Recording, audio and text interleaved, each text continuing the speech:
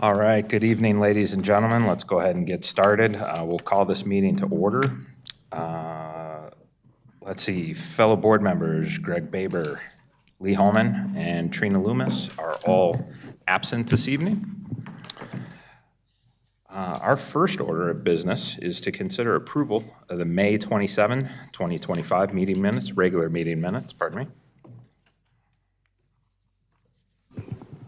I'd like to make a motion to approve the May 27th regular meeting minutes. Second. Okay. Any discussion on the minutes? None? All right. Let's take a vote. All those in favor? Any opposed? Thank you. All right. Public comments. We have two speakers signed up tonight.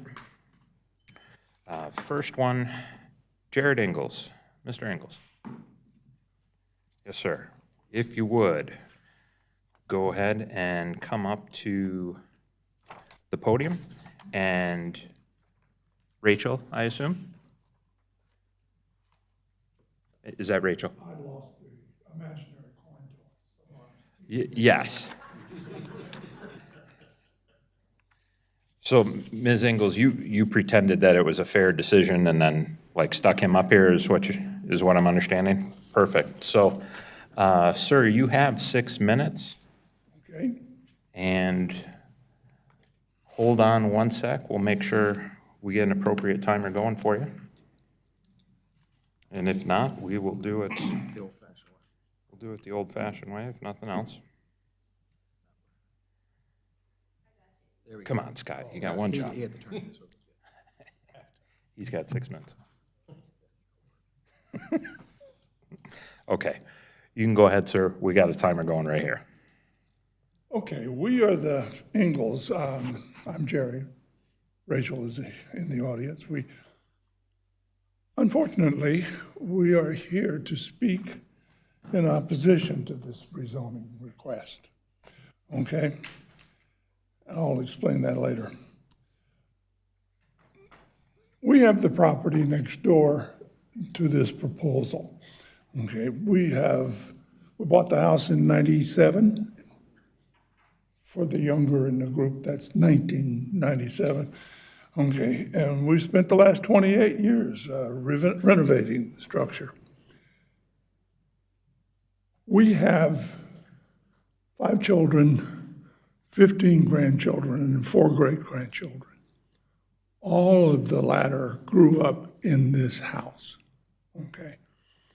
When we get together, there are 38 people in that family, okay? And they can't imagine going anywhere but to Nana's house. And Nana wanted this house for her Madeline Lingle house. And we've been pretty good. I'm saying all this because we intend to stay in this house, okay? Now that means we're not going anywhere else. We're reasonably healthy for 2 octogenarians, okay? We're not going to go anywhere. We're more than 2 temporary issues. We're at least 2 semi-permanent issues, okay? We have 3 objections. First, procedural. There are 2 plans here. Which one do we react to? Okay? I don't understand why we're looking at 2. Okay. The other 2 are more procedural and more personal, okay? The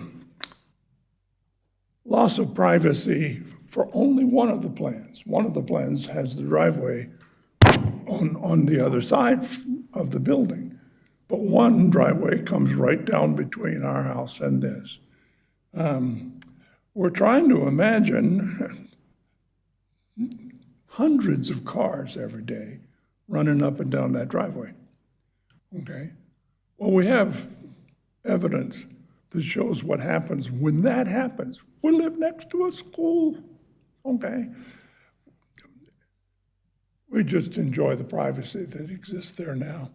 And we hate to see that plan succeed. Now, the other plan puts the driveway close away from us, okay, shares the driveway. And we would be okay with that. That would work for us. Understand, not opposed to this development, okay? We're speaking in opposition because of that driveway, and we're speaking in opposition because the plan that I have, okay, says a 10-foot buffer, okay? The ordinance says 40, okay? Even at 40, it will wipe out all those trees unless extra special care is taken. Now, I spoke to representatives of North State yesterday, and we were talking about a 20-foot buffer, but without extraordinary efforts, okay, on 3 trees, all the rest would go. And that happens because machinery runs over the root system, okay? That's what kills the trees, okay? So for that reason, since both of these plans that I have in my hand before the board call for a 10-foot buffer, we have to say no, okay? Look, what we're going to ask this board to do is tell these guys to go away and come back with one plan and to respect the current natural area that exists between these 2 properties, okay? The house that sits there now is 30 feet from the property line, but that's only at the most, what, Martha, maybe 7 vehicles a week? This is hundreds of vehicles a day, night and day. So for that reason, we're opposed to the plan and would ask the board to, at the very least, postpone this until they come up with something that fits into the current ordinance. Thank you. Thank you, Mr. Ingles. Our next public speaker, and this worries me, Mr. Gammon, you know the drill. And you get 3 minutes. Can you work it, please? I will. You'll make it 15. I evoke the 1 additional minute rule. Formation begins at 1838, sir. You got it. My name's Frank Gammon, 30-year resident of the town of Huntersville, and a 6-year resident of one of these chairs up here. Rolled off here last year with these guys and served on a couple of other boards with a couple of the others. I served on the Greenway Trail and Bikeway Commission with Chris down in the end, and then he rolled over here a couple of years later when I left and came to the planning board. I served on the Ordinance Advisory Board with Jay Henson, the vice chair right now, when I was a member of the planning board and their rep on the Ordinance Advisory Board. I think I did that about 4 years. And then 6 years here, and the last 2 years, the vice chair with Jeff, the current chair. I shook Greg's hand last month because that was his last night present. And I felt obligated to come here tonight and to roast Jeff, to say some kind words about Jeff. Jeff, I know you've done 6 years on this board. How many years do you do on the Ordinance Advisory Board? Yeah, so you've given this town 9 years of your life for 6 figures, 0 salary. And a lot of pressure and a lot of social media pressure for recommendations that come out of this board. A lot of us have. I want to thank you for those 9 years of service to the town. And I can't think, I really enjoyed working with you. I think we had a good team up here, and I hope that team continues. And I just remind everybody up here some of the Gammonisms I told you when I was here. There's 9 of you. There's a reason there's 9 is because if everybody thought the same way, there'd only be 1. So some people are going to have different opinions. Sometimes you respect it, and when the meeting's over, you forget it, even if they voted against your motion. Make a smarter motion and convince them. Okay. Thank you, Jeff. Thank you, guys. that okay? You have to excuse my casual attire. I was at a Rotary social next door. I drink water.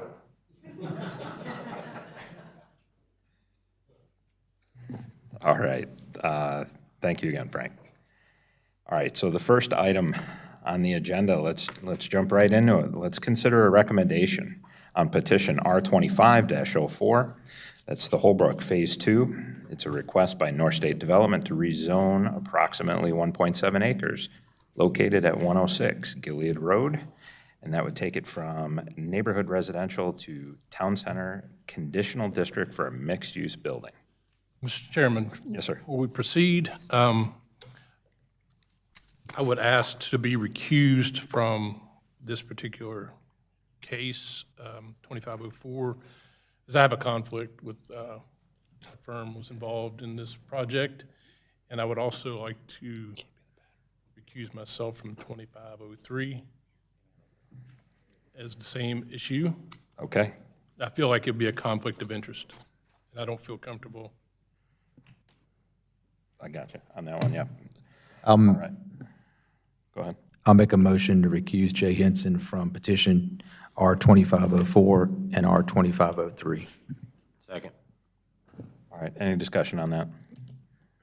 No, okay, all in favor? Any opposed? Seeing none, sir, we will call you back if you're still here. All right. Okay, Mr. Priest, we got that out of the way, sir? Very good. Floor is Good yours. evening. We're working on the remote for the slides, but thank you. Yeah, Tracy's gonna, let's give her a little signal there. There we go. Thank you. So yeah, R2504 is a potential rezoning, again, for right across the street here, downtown, for a potential mixed-use building from NR to TCCD, as you see here. And again, I'm going to try to go a little bit quicker in regard to not highlighting the public hearing items, but try to focus on the updates a little bit just to get through so we can answer any questions that you guys have from the public hearing. So we'll go on to the next slide. Just again, a quick slide to show where the site is, right next door here to 760 Craftworks. All right. On the next slide. So the rezoning plan, as was kind of mentioned, does have two options to it. The first option has the driveway sharing with 760 Craftworks. And the second option on the bottom there is kind of more self-contained, and the driveway is to the west of the building and does not share a driveway. It's all self-contained within the site there. Quick update, the footprint of the building was updated to 17,000 square feet as opposed to 15,000 square feet. So those numbers change accordingly. Still maximum 55 residential units, maximum 31.8 units per acre. As the plan sits, either of these options are on the table, just depending upon if the applicants, as they've mentioned at the public hearing, can work out an agreement with 760 Craftworks to share some improvements. It works. Thank you. So the modifications are listed here to the ordinance. Again, CD rezonings have the ability, the town board has the ability to modify ordinance requirements. Just a couple updates. Again, the buffer reduction and disturbance, it was 40 feet down to 10 and 20 feet based on the option. Now, both of the options show 10 feet. So we can discuss the buffer, and if you have any questions about it, we can discuss that. The traffic impact analysis, a new request has been added to have exemption for the traffic impact analysis ordinance. In lieu of that, the applicant is looking to donate $15,000 to a comprehensive downtown traffic plan. We believe that's a downtown transportation plan that is budgeted in the planning department's budget for next year. It's in its infancy. It has just begun for the request for qualifications to come and discuss the big picture transportation elements and how do we implement the plans that we have on the books. So that's kind of in the infancy, and we don't have a scope for it yet. But I think the idea is that they would like to donate to that effort as opposed to submitting for a traffic impact analysis or doing mitigation as a result of a traffic impact analysis. So that's a change there in the updated plan. Current rezoning site plan discussions, these are not new. These are things that we're still having discussions with the applicant on. However, building elevations were submitted in the updated plan, and staff has got a few recommended changes. So we can highlight those just a little bit. And I thought I would just put a picture to these two items just to kind of have a better idea of what we're talking about. So the first one is in regard to the pedestrian realm and the pedestrian walkway issue. On the front right-hand side here is a graphic from the 2040 plan that kind of breaks down a downtown frontage, a downtown sidewalk into 3 different zones. So you have the frontage zone where you have your outdoor seating, you have your B, you have your pedestrian travel zone where you expect people to travel, and then C is kind of like a buffer zone between pedestrians and the street. You've got amenities, lighting, you got benches, you got street lights, you got trash cans, you got all these things that you need for a street signs from NCDOT. All that stuff goes in that zone. So what staff is looking at is to make sure that we have a nice, clear B area. And those are illustrated nicely in the pictures to the left. You see the outdoor seating, you see the utility area next to the road, but you clearly see a clear path for pedestrians. Looking at the bottom left-hand photo, that's kind of an area that would be somewhat close to what staff is looking for in regard to Gilead Road, to have at least about 8 feet of clear zone from the street tree trunk back to the outdoor seating. So that picture kind of emulates what we would be looking at there. Might be a little bit less in the picture, but that kind of encompasses what staff is looking to keep for our downtown development here. Elevations were submitted. This graphic and snapshots of 3D images were shown. The top image is the elevation along Gilead Road. The bottom image to the right there, I believe, is what it would look like in the back, the northern elevation there. So staff's recommendation is just to have a little bit more articulation as brought out in the staff report, and again, putting a picture to it just to help understand what we're looking for. Maybe not the colors per se, but the give and take, the in and outs of the building in the right really stand out. And you can also see that in the other 2 pictures. There's articulation, you can walk underneath the building, there's recessed entries. It really softens a facade of a big building along the street, softens it and makes it look more amenitized, and it just looks like a nicer building that gives it depth, texture, and shadow. So those are the kind of things that are recommended in our ordinance and in the Huntersville design guidelines, and so we're just asking that as a recommendation there. The 2040 plan, just touching on it again, this is the mixed-use future character area, mixed-use center, and it does recommend vertical mixed use. So this certainly checks that box to have commercial and residential upstairs. Specific policies, again, we've listed a few things that it meets, pointing out economic vitality on the bottom there, and DT 11, promoting residential and commercial businesses in the downtown. So those are policies that this development would certainly meet, and staff is in favor of.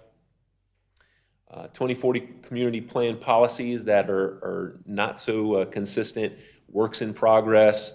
When you look at specifically policy DT1, there is a map that kind of highlights the thought process of an open space in these properties, expansion of Holbrook Park toward Gilead Road. So that's something that is not consistent here. And then also there's some other things that we discussed too about the spacing and massing that we can discuss with the buffer. Getting into the Huntersville downtown plan, however, there's kind of 2 shades of the downtown plan that staff is highlighting.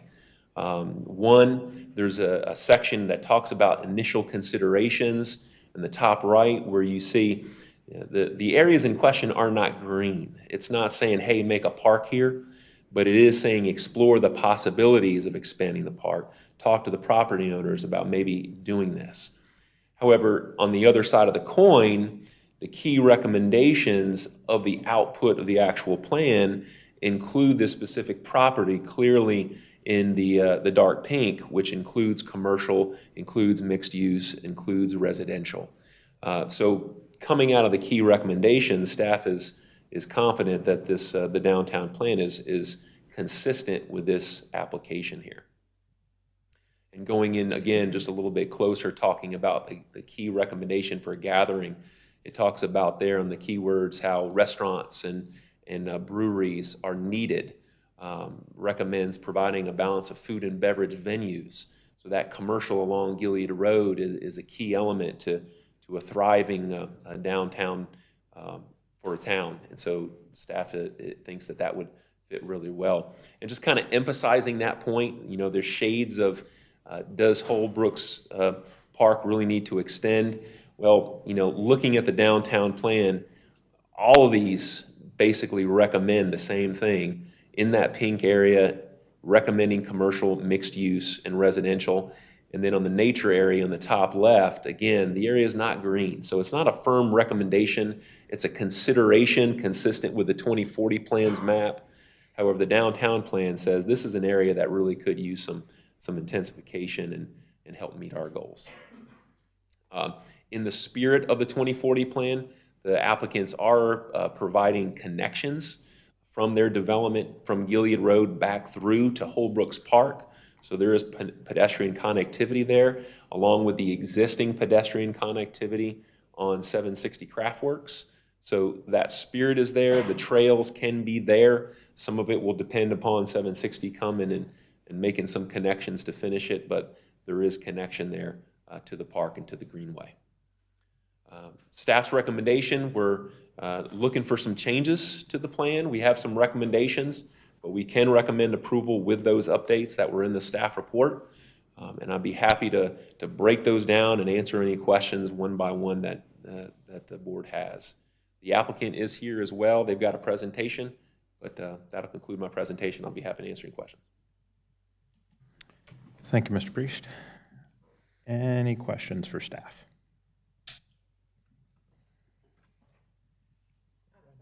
Go for it. I guess the main question is how likely do we really think that we can do option one? Is that moving forward? So, I mean, that's a great question for the applicant. From the staff's perspective, we just want to make it nice and clear that that's the application right now is both.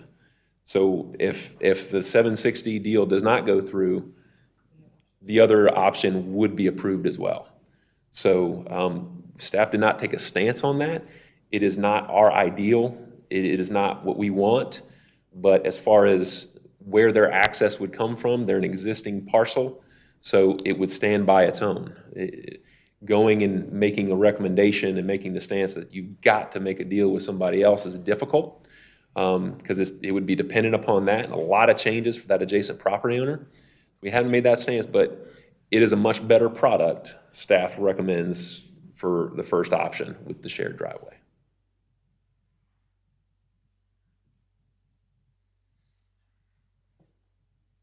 So going back to the TIA, I just want to confirm, this has the size to require a TIA, correct? Even only being 50 units, it should have one. So engineering's determination was that yes, a TIA was going to be required based on the normal ordinance policies.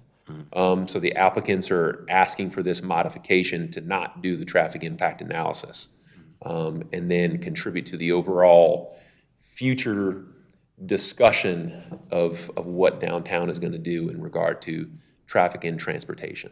Right. And, yeah, I don't know the numbers exactly, but it seems like the 15,000 is probably more than what it would be to do an actual impact analysis, but probably not what the mitigation recommendation would be, right? It would be something like a turn lane, some kind of storage lane, or an island or something like that, so it doesn't really get to that level as far as spending. So, yeah, I couldn't speak definitively on how much a traffic impact analysis is. Probably, it depends upon what's being studied. They can vary in cost. I don't want to make a definitive statement about Yeah, that. understood. But it would certainly be a lot less than a potential mitigation.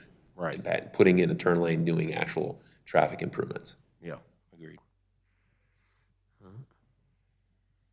And then as far as the massing requirements, right? So we've got a 4-story next to an existing residential 2-story building.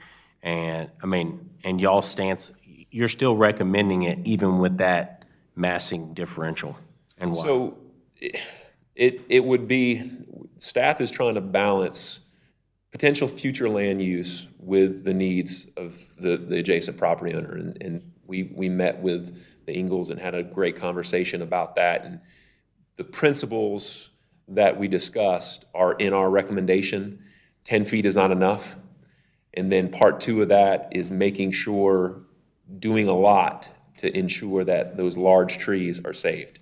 If you're putting a 4-story building next to a smaller building like that, mature vegetation is going to do a lot more than a planted vegetation that's going to take a long time to do it. So that is part of staff's recommendation. It's our understanding the applicant, and the applicant can discuss this, about working through and talking to an arborist about what would need to be done to save those mature trees. So that comes into that discussion. But balancing a 40-foot, again, recognizing we're in the downtown, taking a small development and having a 40-foot buffer is going to be hard for infill development in a downtown setting. So balancing that with the buffer needs and the massing needs is what staff is trying to do. 20 seems like a sweet spot if we can do something creative to really save those mature trees and soften up that buffer zone. Appreciate it.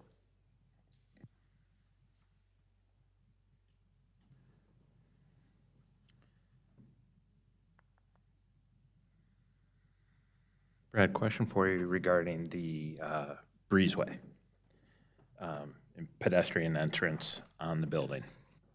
I know where that comes from. I know our long history of promoting that. If they didn't do that, it matches what's across the street.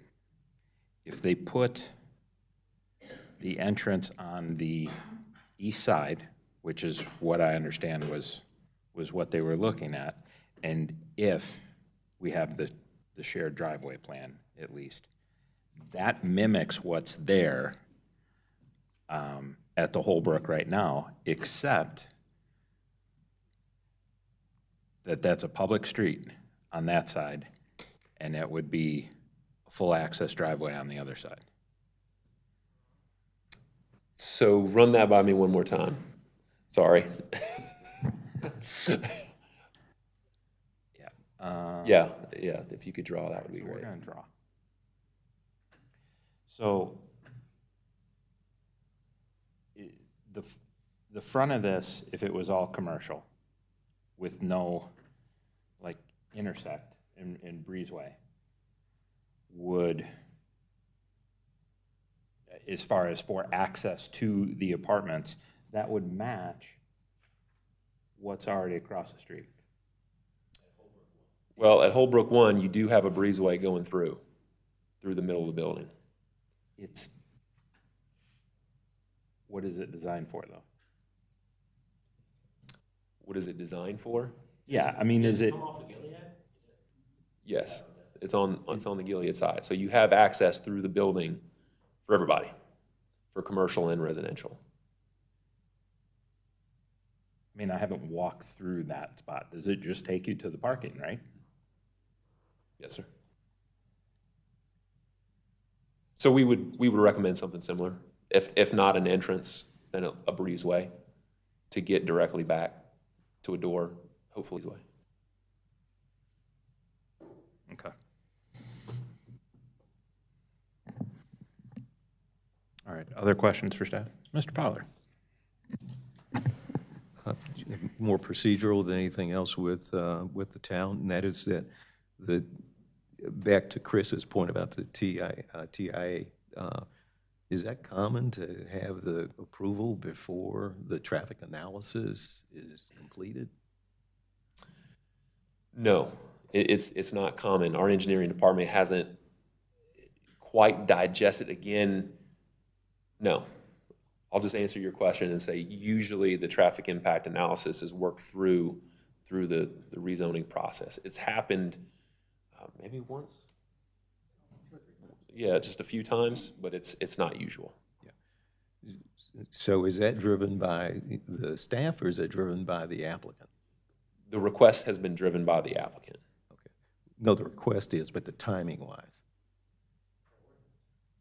Yeah, the ordinance dictates what the TIA is supposed to be pretty much done by final action, by approval. Right. Yeah, so that's by ordinance. The modification would say that doesn't apply. So if I'm understanding this, and perhaps what we're looking at is something premature, given what the ordinances call for? I mean, we're asked to make a determination on something the ordinance called for a prerequisite to be done. correct. It wouldn't apply. There would be no TIA in the modification request. They're asking to basically default to a future plan that may recommend certain improvements and design certain improvements to take care of that traffic through a town-initiated plan. That is their request. It's an old Southern expression. At that point, the horse is out the barn. And that's a consideration for the board to consider. Following up on that, wasn't there one a few years ago where they did the TIA, there was a recommendation to put in a turn lane, and instead of actually putting in the turn lane, because of this thing that's coming, new plan or whatever we're developing, that $250,000 that would have been the turn lane went towards the traffic, or went towards the CIP for future improvements? On the original Hoboken plan, as part of their TIA mitigation, they donated funds to the town for future traffic improvements at the intersection outside. And that was based on a TIA, correct? Correct. In this case, they're asking not to do the TIA at all. Mm-hmm. And how was that amount determined? You can ask the developer. Okay. Yeah, I'll ask them. Sure.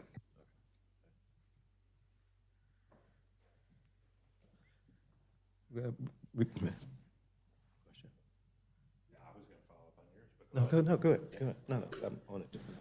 Okay, thank you. So continuing on the TIA, clarify for me the way you last said that when you were answering Mr. Pollard. So no TIA, 15,000 towards this future study, and then you said may determine town-initiated things that would need to be done to mitigate the traffic. But who pays that bill? Currently, most of it would be paid for by the town and NCDOT, and the applicant would pay the $15,000. Okay, That's the request. all right, gotcha.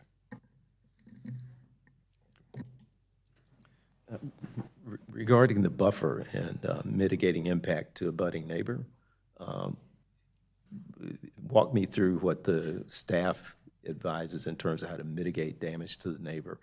And I'll ask the actual developer in terms of what I'll hold that to myself. But what's the staff's view of mitigating impact to neighbor given the minimalization of the actual buffer that's occurring?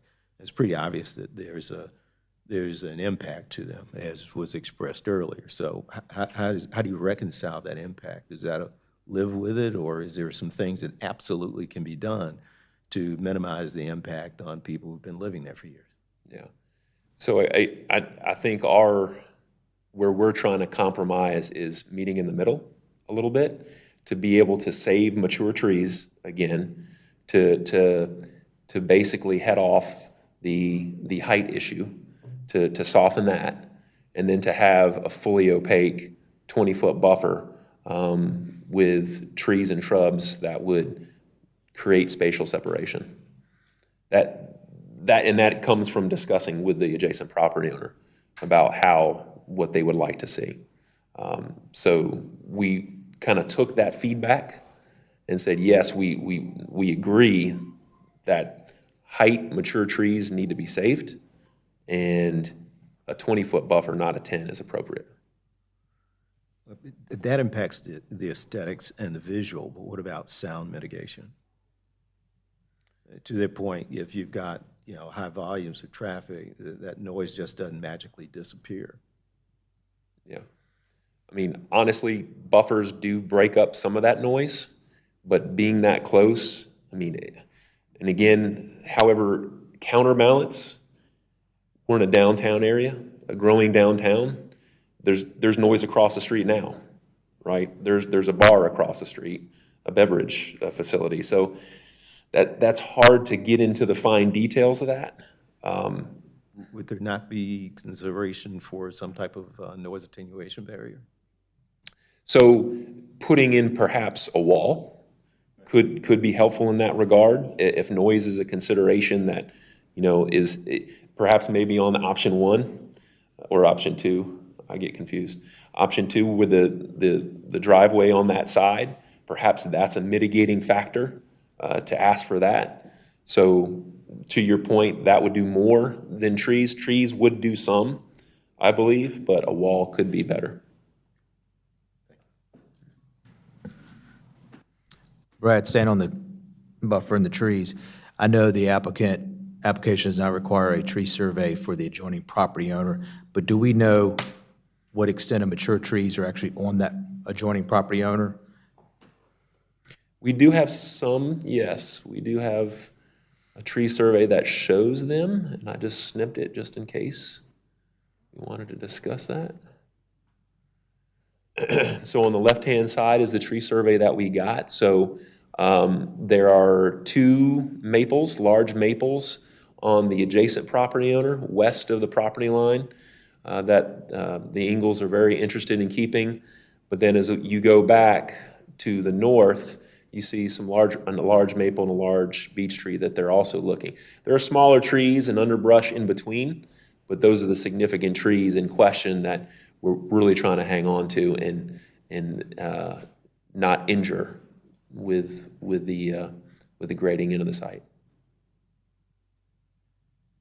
Okay, thank you. Yes, sir. With respect to massing, let's use across street, so 117 and 115 Gilead, right? So we have Holbrook 1, and then we have the 2-story White House and the 1-story Yellow House. Say, for example, I'm the owner of that 1-story Yellow House, and I want to tear that down and put a 3-story building there. It's my understanding that that would not go over well at all and wouldn't be allowed because the massing shifts like that, and so it would need to scale down. 3-story to 4-story? Where it would go, it goes from the apartment 4-story to 2-story, and say now I'm the owner of the Yellow House, that's 117. I tear it down, or I want to tear it down, I want to put a 3-story. So now I'm bouncing back up, and then I have a single story next to me again. And that likely would be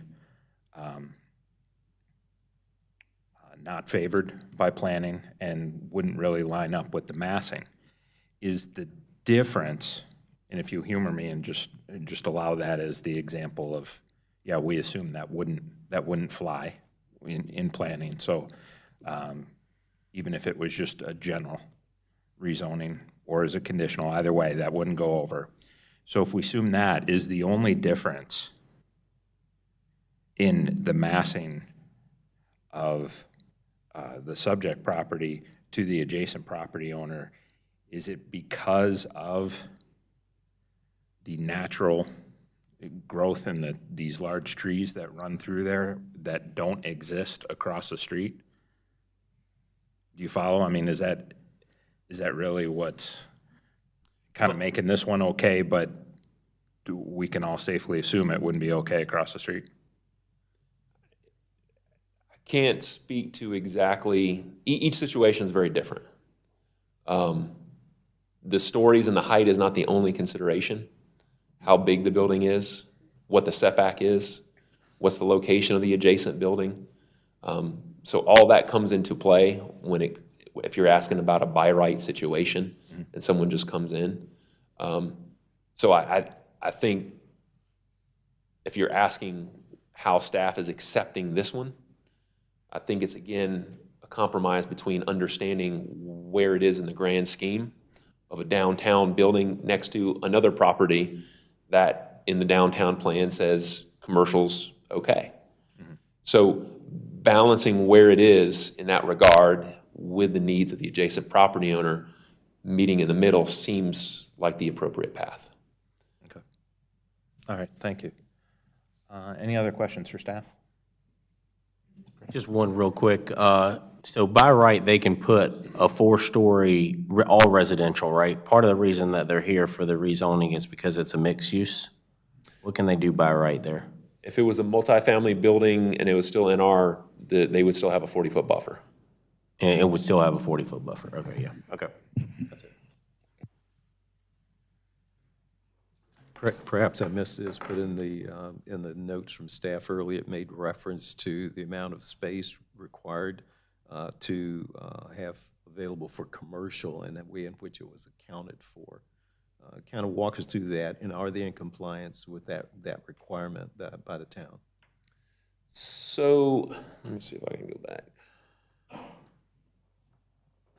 So you're referring to note number 2 in regard to the modification, how it's counted. So what the applicants are looking to do, the ordinance currently says 60% of the building needs to be commercial.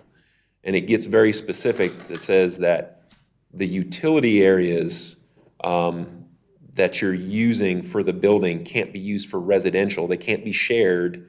If they're shared, they're deemed residential and not commercial. That's essentially the ordinance. So the applicants won't be able to meet the letter of the ordinance. And so they're looking to do a modification in the form of saying, we want to be able to use shared utility areas to meet our 60% calculation, which at this stage now would be, where did I put it? 10,200 square feet. So, yes, 10,200 square feet. So the modification they're looking at is how to measure it. What staff is looking and asking them to do is just give us the number based on what would be conforming. If you can't do 10,200, what the intent is, the majority of the first floor of the building is going to be commercial. So what's the number? What's the percentage going to be? What can you do meeting the code calculation? So that's what we're asking. It's measured a different way. In the first way what the applicant is doing is kind of open-ended. We don't know how much commercial we're getting on the first floor. It's that they're just going to count it a different way, and we don't know what that number is. So we'd like to know what that is. I'm not sure I fully understand it at this point, but we'll wait for the applicant to try to explain that one to us. This is obvious that the town really wanted to encourage commercial use on first floors of structures like this. And what we're now saying is that we're going to offer less than what the intent was. That's ultimately what they're wanting to do, and we're just asking for a different way of measurement, so we know specifically how much commercial is proposed per code. Any other questions? No? Okay. Thank you, Mr. Priest. If the applicant would like to come up.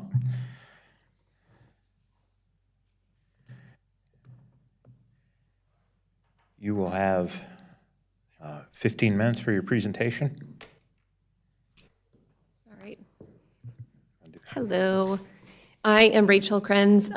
One quick clarification. Were all of you here for the presentation for the public hearing? Because I can skip some of it to jump to some of the clarifications. I watched it. We've all seen it. Okay, I just didn't want to repeat, but I also didn't want to leave you out if you hadn't. So Shane is here from North State, he's the owner. I am with the Lagniappe Group, I'm the development manager. We also have Jordan from North State Development here and Tess from W&A Engineering. And we can make our architect available whenever you'd like, as well as our traffic consultant, but they're not here right now. To answer your question about what we could build by right, we've studied that. We could do all residential. We wouldn't have the same parking demand with retail, so we could do more multifamily units, so we could do it. It just would look very different.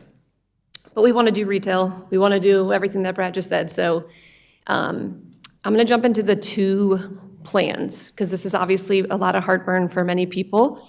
And I just want to kind of help people understand why there's two plans. So when pursuing this site to develop it, we put it under contract with a long-time, property owner for a certain dollar amount that they want to sell it for. The plan on Plan B on the right is developing just that property. We originally had that plan with the road on the right side, and that was told by the staff that they didn't want it on the right side, we need it on the left side because of the conflict with 760's drive. So we are trying to figure out a way to make that plan work within itself on the property. However, in doing so, we came up with this great idea to do a shared driveway with 760 because it solves a lot of their problems. For us, honestly, it gives us more area on the land to work with to do a better project. So it is a better project overall. It makes one less driveway, so the pedestrian experience is better. I mean, we love Plan A. That's what we want to do. It's very complicated. I can go into all the nitty-gritty of the plan of how we're making an agreement with 760. There's been great progress on it. I can go into that detail. That is our intent. That's why that became our primary plan, so we switched it to that. In some ways, I almost kick ourselves for even submitting it because we're now being punished for coming up with something that's better. We want to do Plan A, but also in order to purchase this property and get it capitalized, to get a loan on the property, we have to show proof that we can actually develop this property. And legally, the property has to have a vehicular access.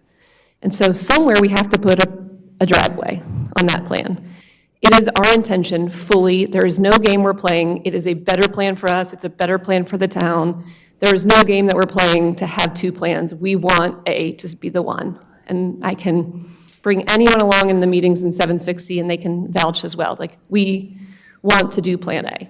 If for some reason we can't get the agreement done by the time we go develop the property, if for some reason it falls out with 760, we will proceed with a plan like B. So I don't want to pull one over on anyone. That is the backup plan. But we are intentionally really trying to do Plan A. And I can answer any questions on that. But to ask us to put only one plan in, it would have to be the B, because we can't have a third party hold over us the ability to get capital, the ability to develop a project. We can't purchase it. We'll have to not purchase it. Hopefully that makes sense on the two plans. We can go into it a little bit more, but the idea is that Plan A is what we're going for, but you need to vote and do a recommendation based on both of them. That's what we are asking of you. Skip all the downtown master plan. You've seen some of that. You've seen the pedestrian pathways that were already kind of talked about in Brad, so I'll skip all that. The open space. I want to be clear on the clear pedestrian path. We're on board with what staff's saying. It's a logistics of how it's written. So I actually updated this and realized I updated it wrong when our civil engineer helped me understand. So we're agreeing to have an 8-foot clear pedestrian path, and then whatever the staff wants, this is not an issue that we're going to fight, whatever the staff wants, but I want it to be set up so it's written so it can succeed. So I don't think that's a true issue. If the staff told us exactly what to do today, we would do it. I just want to make sure that there's no confusion for future tenants or future reviewers on how we write it. So it's more of the text and legal jargon around it, but we're comfortable with what staff wants to do. So that one I don't think is worthy of spending more time on unless you want to. don't know why that's coming up like that. So this is the big topic. We've been meeting with the Ingalls a lot from the beginning. To be clear, this is a big impact on them, and they have been incredibly gracious to be supportive of seeing development in downtown, and the fact that they are even supportive of a project having construction next to them, like it's a testament to their, focus on having a successful downtown Huntersville. So we've been trying to give whatever it is that they want. For example, they wanted a fence. I put in privacy fence. They don't want a privacy fence. They want it to be open. They just don't want people to walk across between their property. So whatever fence they want, we'll do. We've committed to the fence. We've committed to densely landscaping. We've committed to even though the buffer was less, we committed to a 30-foot building setback, so the building couldn't be right up on the buffer. Recently, there's been some concerns around the trees. Understandably, from the day one, we've been concerned about the trees as well. There's some confusion. The two that are circled in orange on here, there's some confusion that we were planning to take those down. We are not, so never shown it on a plan. The blue and the yellow ones were on the plan showing that we hope to save them, but they're not being counted in the tree save because there's a chance that we can't save them because construction near a tree is always difficult. So we have been working to figure out how we could save those two. The beech that's listed on there is actually a hackberry tree, not a beech. And we spoke with the Ingalls, they don't want to keep that tree because it drops some things that are not happy. So that one we've agreed will not be saved. The 26-inch maple there, I talked to a variety of arborists over the past couple of months to try and find the right arborist. Ultimately, when they've got an arborist too to confirm that they're in good condition, so they are in good condition and worth saving. We have hired Heartwood to do a construction mitigation plan. I've actually used them and another arborist similar to them on past projects where they write a plan of a variety of things that you can do. So for example, soil fertilization. Before construction gets started, they'll do a huge burst of health to the tree to make sure it can handle anything. They'll do things like root spading, tree limbing on specific timing. Like they have all of these tools that they're going to use. So they're going to be writing the construction mitigation plan, and then we would hire them to actually execute the construction mitigation plan. So we want to save the tree, not only because that's what our neighbor wants, but because it does make for a much better place. We are in the business of getting people to want to live here. So trees make people want to live here. So we are doing everything that we can, except for one thing. We are not going to be able to move the building back to have 100% confidence in the preservation of this tree. You can't move the building 60 feet back to give total security that that tree will be preserved. Otherwise, we can't buy the property, you can't develop it. So we are going to do things like tree protection fence. We're going to do whatever the arborist tells us to do. We're going to hire them to do that work and work with our contractor. We are committed to doing everything we can to save that tree other than moving the building or not developing it. So I just want to be clear that that is something that we're trying to do. On the buffer, we have verbally shared that we will do 20-foot buffer along the building there. The undisturbed part of that is what we have trouble on. So that's why when we went in and we had 20 foot and we changed it to 10, it seemed like nobody cared. We changed it to 10 because nobody seemed to care on the other plan. The reason why we did that is because we didn't want to have to worry about the construction logistics of if somebody from construction stepped on the other line, it just made it cleaner. However, we are comfortable doing the 20-foot buffer along the building there, but there will be some disturbance. In the language in our rezoning, it has minor disturbance. So when they go to paint the building, for example, a scaffolding might be put in that 20-foot buffer. I don't even know if that's true on scaffolding, but we have met with our general contractor. You don't normally have a general contractor involved this early, but we went ahead and engaged somebody because this logistics is pretty critical to making sure you can actually build the building. We found ways to get around having some buffer on that tree so it gives more chance of saving that. So we've talked with them about some protection around the tree. We've talked to the architects about changing footings of a building. You can do that. So there's things like that, but you can't do it for an entire building. You have to have a way to build it. And so there will be some disturbances where we're at right now, but we have our architect and our general contractor and the arborist going to meet to kind of see what other things we can do. How can they build this building in a way that has the least disturbance, but hopefully that makes everybody understand kind of what our stance is on it. We certainly appreciate wanting to keep the boundary, having a new construction and having a whole lot of people move in next door to you is a lot. And so having that buffer be as big as possible would obviously be ideal, but this is a downtown and we are doing a mixed-use building and the site's only so big. And so we can't do much more.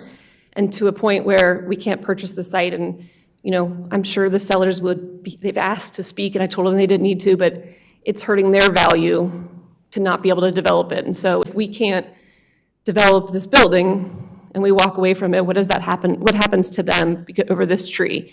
So I am sensitive to them and I'm sensitive to the fact that we want to build a successful project. We want to have the tree, we want to respect our neighbors, but there is a limit and I'm just being as transparent as possible so you understand it's not, you know, we're not going to promise to save the tree and then accidentally have construction step into it, which happens with many projects and that's not how we operate. So I'm going to keep going.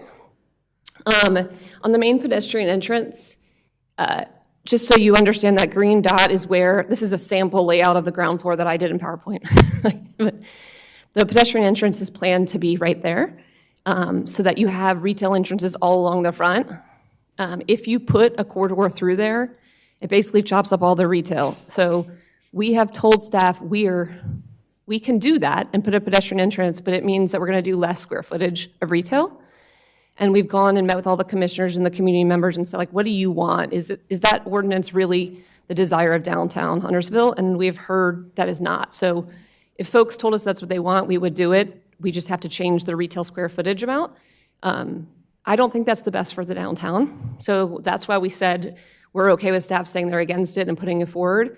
If for some reason the community changes their mind and the commissioners decide that they do want it to be this way, then we can change it. But I don't think that that's the best for the overall downtown Gilead streetscape.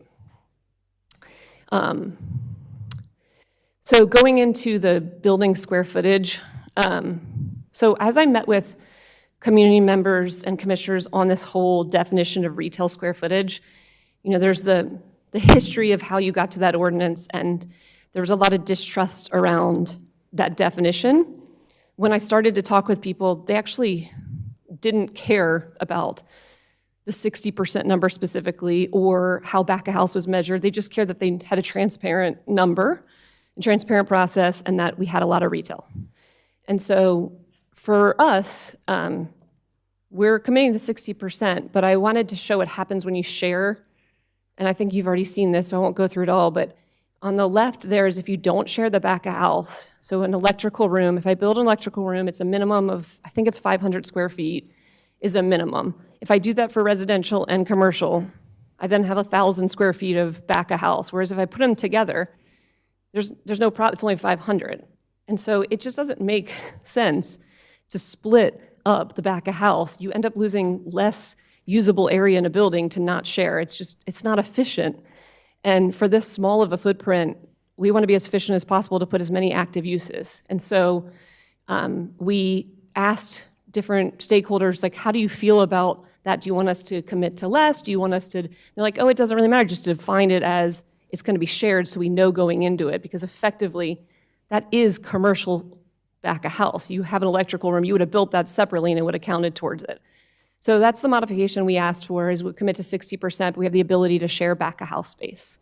I think that's reasonable and happy to do it the way that Brad just mentioned. We've had many meetings with staff where this seemed fine, but I understand they want to change it to be a specific percentage so I can have our team calculate what that would be. We don't know what it is because we haven't designed the building. Like, I don't know what the load calculation is for the retail yet. I haven't engaged an electrical engineer. I don't know how many square feet. I don't even know if they're going to need a backflow, what is it called, a pump room. I don't know a lot of things to determine that exact square footage. It hasn't been designed in an engineering way. So I can't commit to that number because I don't know it. So if we are asked to commit to a number, we're going to be very conservative. Oh, man. And I can talk about building elevations and traffic study. So if you ask me a question about it, I can give you lots on the traffic study questions. Perfect, perfect. All right, thank you. I'm going to go ahead and start because I have a bunch of questions for you. Sure. And let's just lead with the topic that you were on. Couple things on that. It is not stated that you cannot have shared. It is that if you have shared, it will not count Sure. as whatever.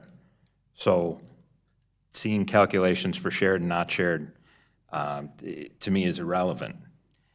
It's count it the right way.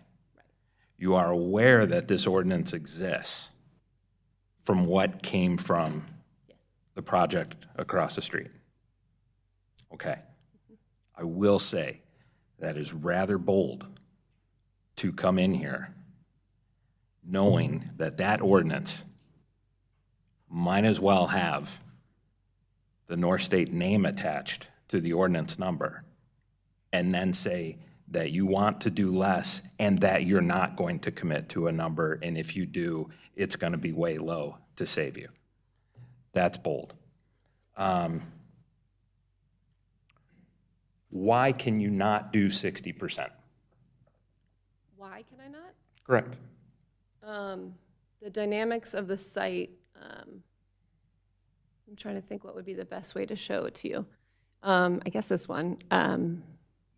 Retail tenants want frontage or visibility to the main street. So given that the site is long as opposed to wide, that means that when you do a majority of the building, it would be going further back and further back. And that's not where retail tenants want to be. So you get less rent, less revenue, maybe it sits vacant. It's harder to lease.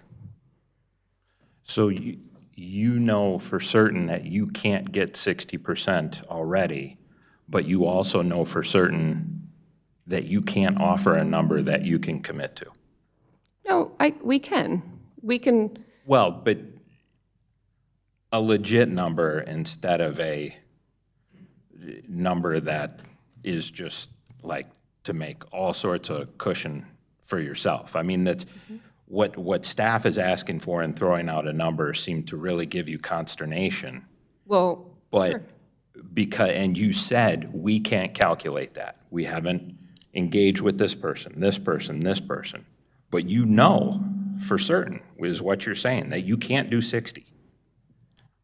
But somehow say it's 56%, what I hear you telling us is that there's no way for you to calculate and determine whether, as of this moment, that you would be able to do that or not.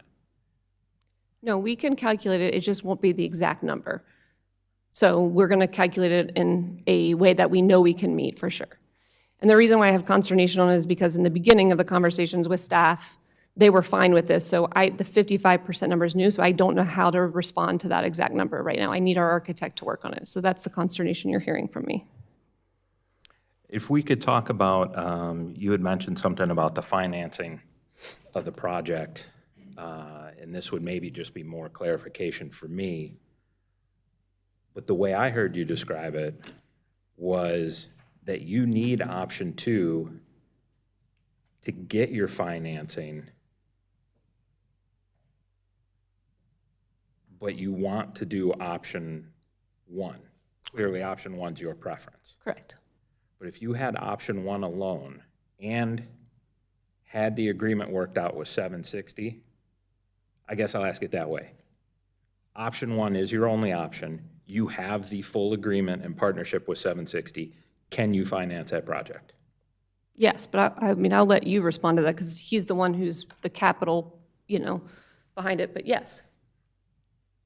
Yeah, I think we could do that. We don't have that right now.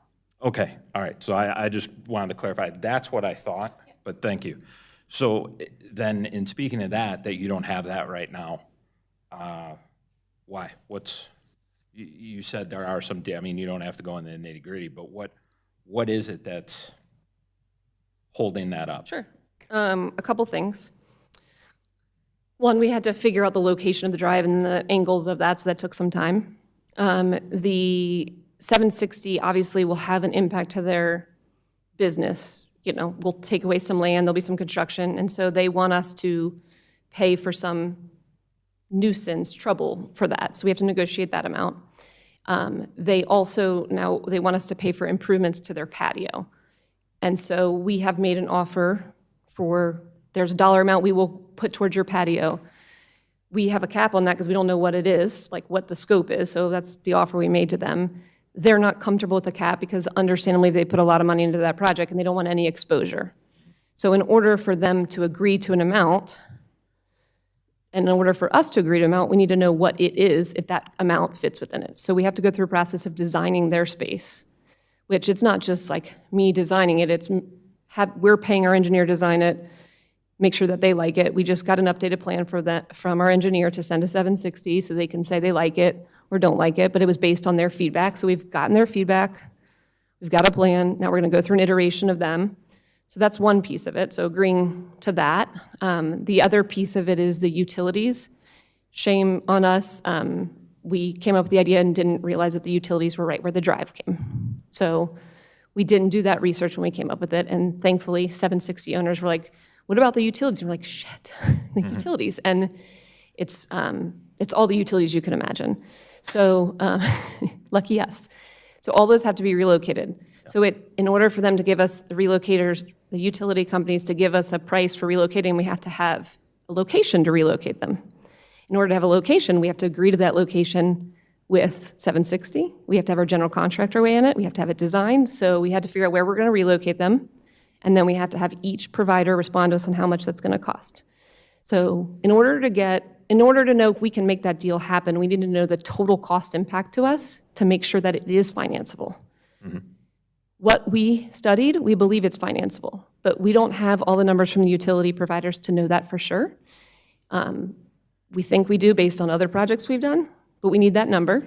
And then also, we need to agree with 760 on the dollar that we're going to pay them and the dollar that we're going to improve their site. It's a large ask to do all of that for what's for us a small project for that amount of budget. It is important to us, so we are doing it, but we have to have some parameters on it. Like we can't, like I said, we can't do marble across the whole property, right? So there's a give and take of how much money we can afford to put towards it. And so it's a negotiation.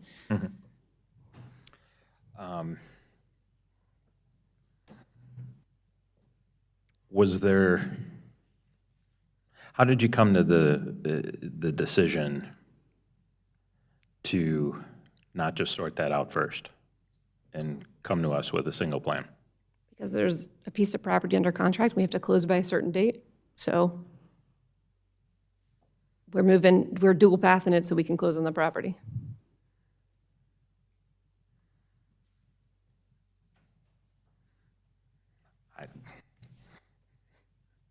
Here's what I would say, and then I'll just turn it over to the rest. Projects that don't want to do their TIAs have been turned down in the past by us solely for that reason. Projects that have come here with multiple options have been turned down by us in the past solely for that reason. I want to see mixed use there. I want to see apartments there. I'm ultimately happy with the project that's been completed, and I'm looking forward to the commercial tenants coming in across the street, and then to be able to get some more. So I am in full favor of that concept. Where it stands today, my choice, and I will let the rest of my board decide, I would much rather you guys delay and figure it out. This is a commercial project, and there are enough times where there are delays, extensions to the contract, and everything else.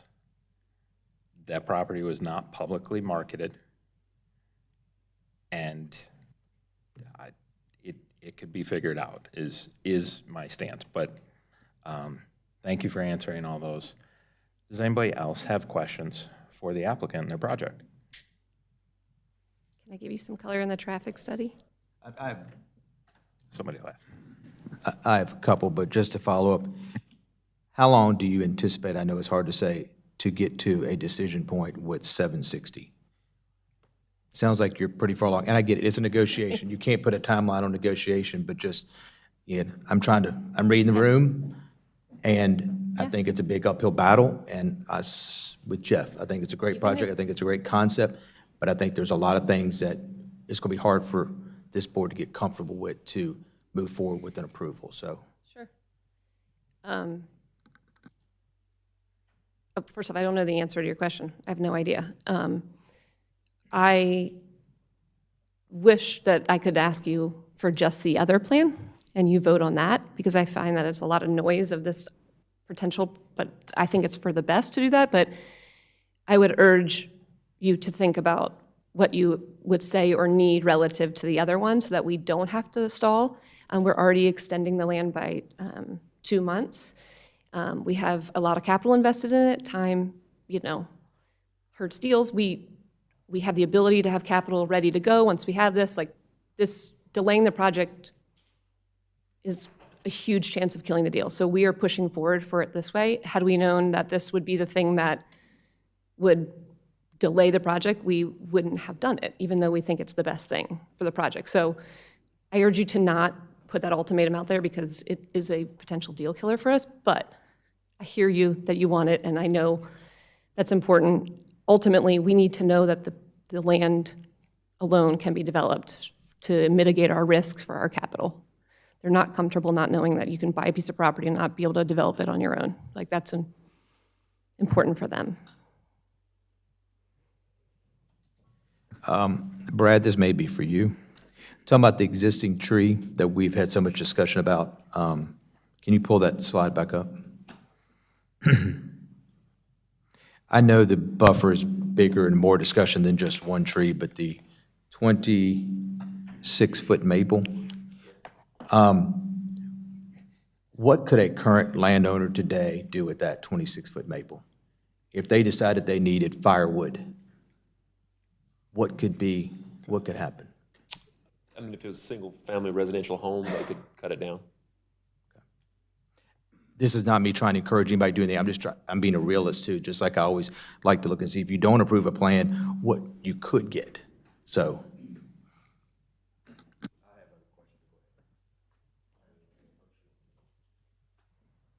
All right, so I'm going to go back. You said you were kicking yourself for only bringing Plan A or Plan B and not, convoluting it, but I think it would get shot down pretty quick if you would have just brought the other one. So I think it's a good idea that you brought it. I don't want you kicking yourself. I think it gets us halfway there. I was going to ask the timeline question too. I know negotiations can take a while, but I feel like that trying to get that date, your arms wrapped around that date before you go to the town board would be very helpful in your endeavor. So I guess I'm going to go back to the 60% clarification before we get too far away from that. What are the other rooms in the back there that you're showing as peach and blue? I mean, all that can't be mechanical and electrical, correct? No, those are residential units, and then lobby, like corridor amenity space. So you talked about the frontage on Gilead for those 4 units, right? The retail or whatever we're calling it, wanting to be on Gilead. Why can't you make the one on the far, left or west deeper and get that 60%? I could. Okay. I definitely could. Okay. That's part of the exercise.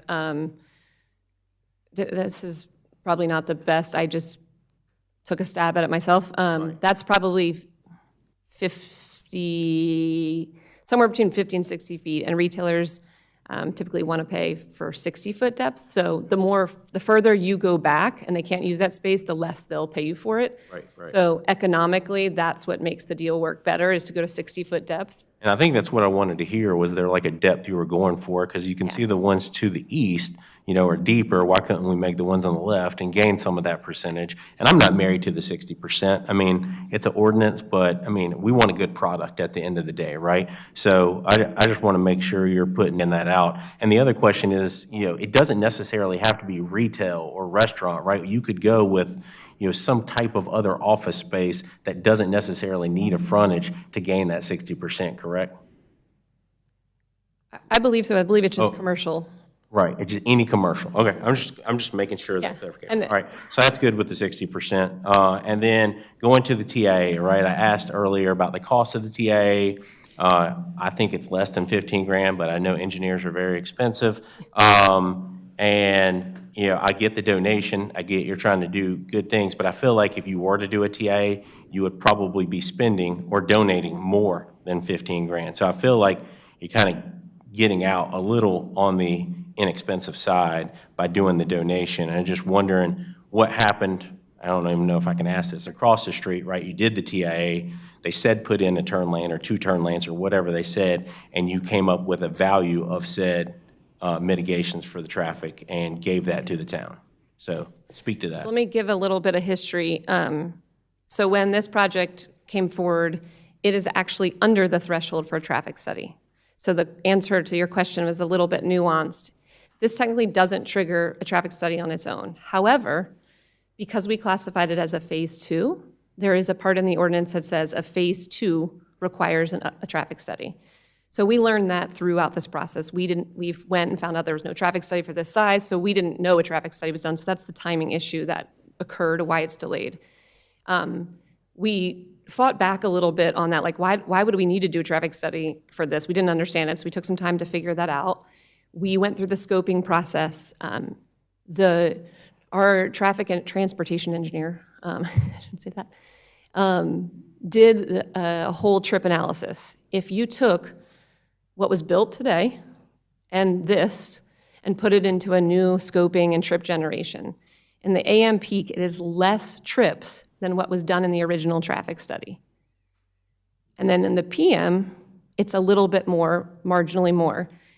The traffic study that we originally did failed in the AM. That's what triggered the need for an improvement for the turn lane. So the thing that's a problem in this area, we are below when you take the actual, if we did the updated TIA for this Phase 2 requirement. So what would result is a lower trip count during the time that was the problem. And so our traffic consultant gave us a proposal to do the full traffic study. We would go through this whole process. It would delay the project by months and months. It would trigger NCDOT being a part of the conversation, which would mean a huge delay, when ultimately we felt like if an improvement was warranted, which we've studied the area, now something could have changed, traffic could have increased or something, you know, there could be a different baseline, but the amount of traffic that we were creating with this project relative to the original traffic study wouldn't have warranted something that was worth that much time for what the town would get out of it. So even if it had an improvement, what was deemed for that project that had a problem was $100,000 of value.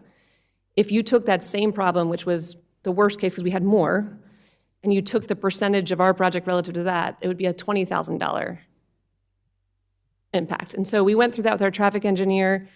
We talked to the town manager, staff, we've talked to and it's just not, we said, we don't want to spend money on a traffic study to waste our time, to waste your time.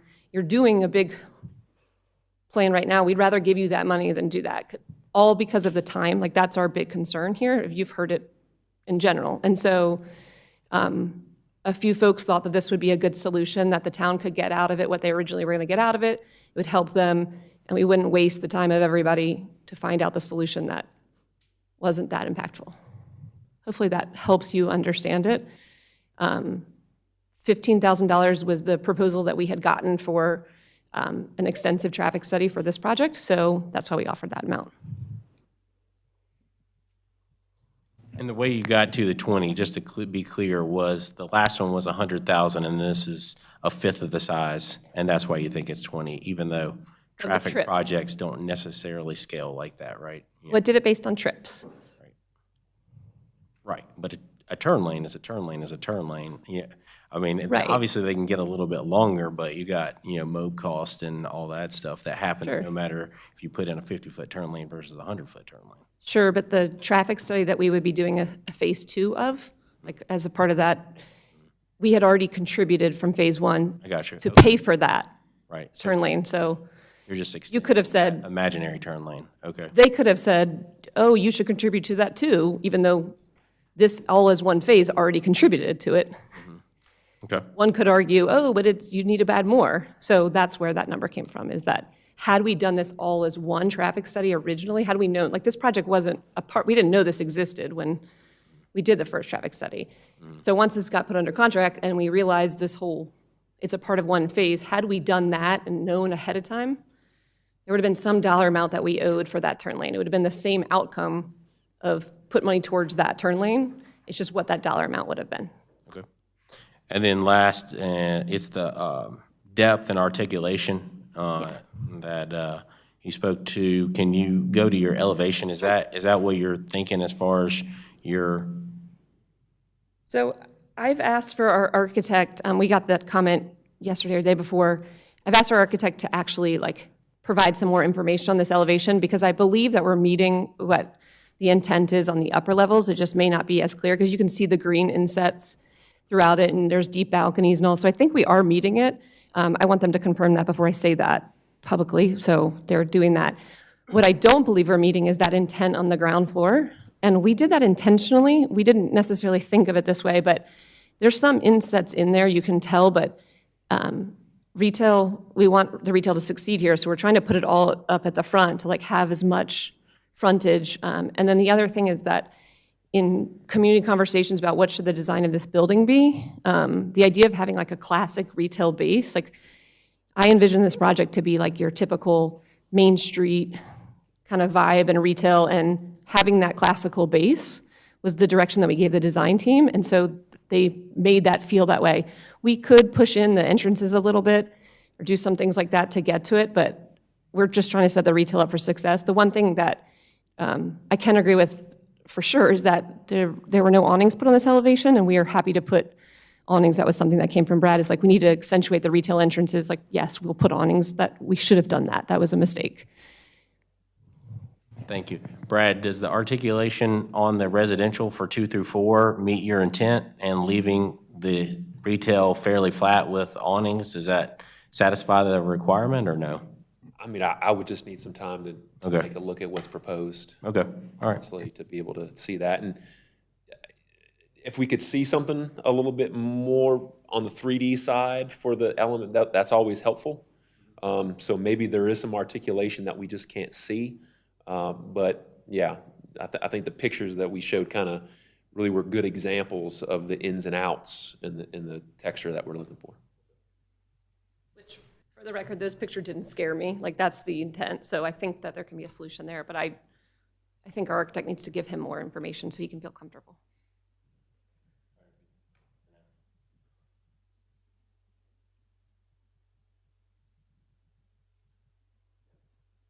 On the traffic study aspect, it's not so much a study, but you make reference to your engineer who has taken a look at this.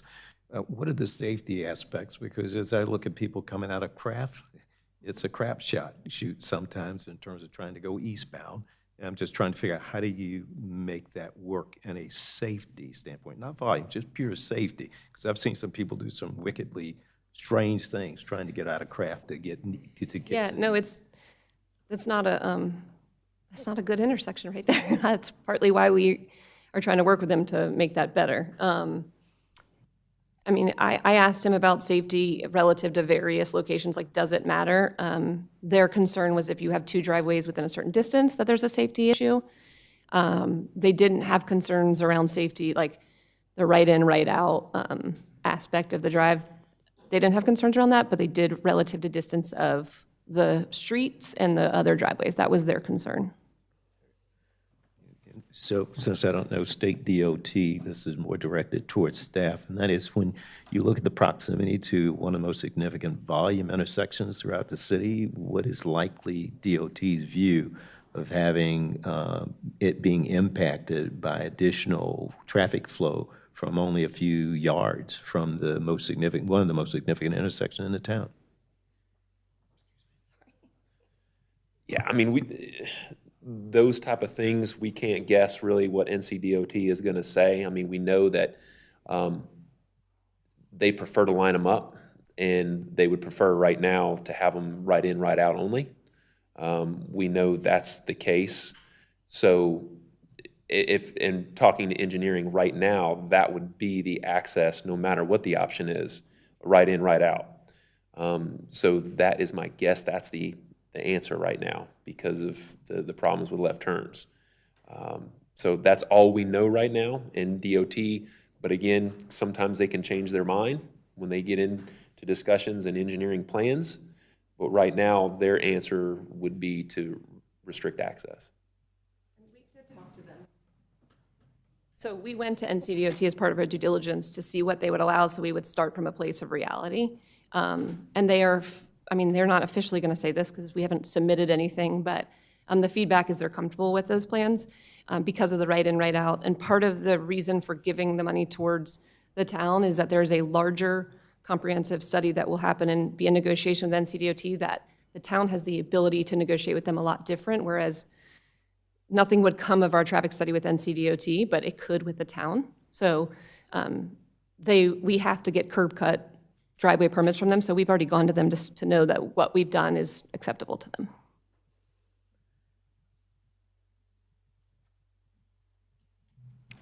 More questions for the applicant?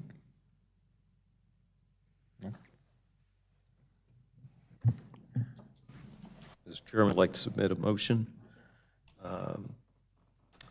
Considering the proposed rezoning application R25-4, the Holbrook 2, the planning board recommends denial based on the plan being inconsistent with elements of the 2040 plan, including LU7, LU11.1, LU11.2, DT 1.1.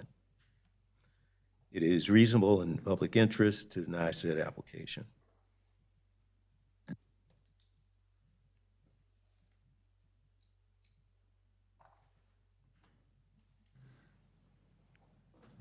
Second, so we can enter discussion. All right, we have a motion, we have a second. Mr. Pollard, it's your motion. Would you like to go for discussion? I am a very big believer that the downtown district is a very sacred place in terms of the future of Huntersville.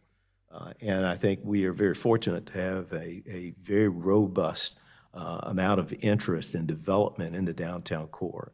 This project, if located in another area of the town, likely would probably present very little, if any, real issues of concern. Just happen the location is one of the major factors for me. I think one of the other things is that there are a lot of loose ends that need to be tied up, and I think between now and the time that this application moved to the commissioners, there's an opportunity to address many of those. Probably not appropriate. Hold on a second. But I think there is an opportunity to really rectify many of the issues. I don't think this is unsalvageable, but what I do believe is that for the board to act on what we know today and what is currently built into the application today would not show that we have taken full consideration of all aspects of the 2040 plan and other factors that need to be addressed before this is fully approved. It's a good application, but it has many missing elements.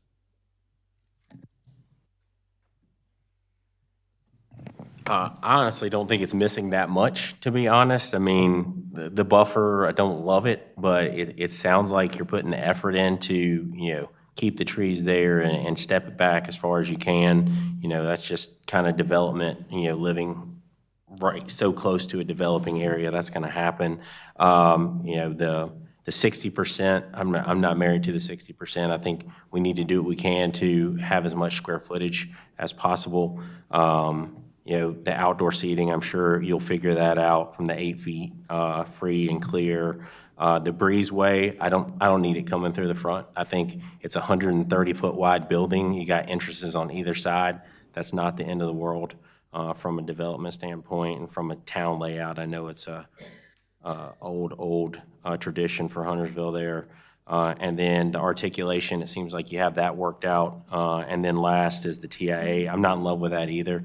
I don't think that there would be improvements done. You would do a study, somebody would say, put an island in or do this, lane here, or clear this sidewalk out here, and it would be $100,000 worth of improvements, and you might be getting off a little cheaper there. But the biggest reason that I second it is because of the shared driveway. And I know you wish you wouldn't have put it in there, but I feel like if the Ingalls come and they say, we don't want a driveway next to my house, then I respect that, and I'm probably voting no. and you said, you want us to do it on option, I can't even, A or B, 1 or 2, whatever. So that's why I second it. I like the shared driveway. I think more pressure needs to be put on 760 to come up with a number, and you need to shorten that time frame and get a date and bring that date to the meeting, and I think that you have a very good chance of getting it approved.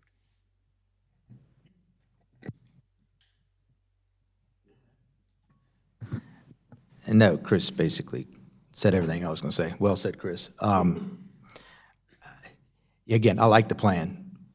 I like the use. I do sit here, it is hard for us to sit up here, and you have a Huntersville, longtime Huntersville resident that, has real issue with the one plan. But I have to balance that with the fact that it is in downtown core. The 2040 plan, the downtown master plan, all call for intensification, more density, and in doing that, you're not going to be able to satisfy everybody. So there's the balance I think is really difficult for us to set up here. But again, just reiterating what Chris said, I have a hard time,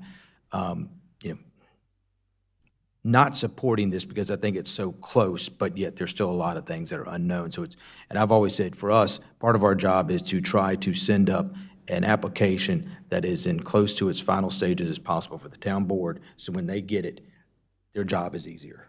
And again, this is an example where I think there's just so much outstanding that it's hard for us to get behind it.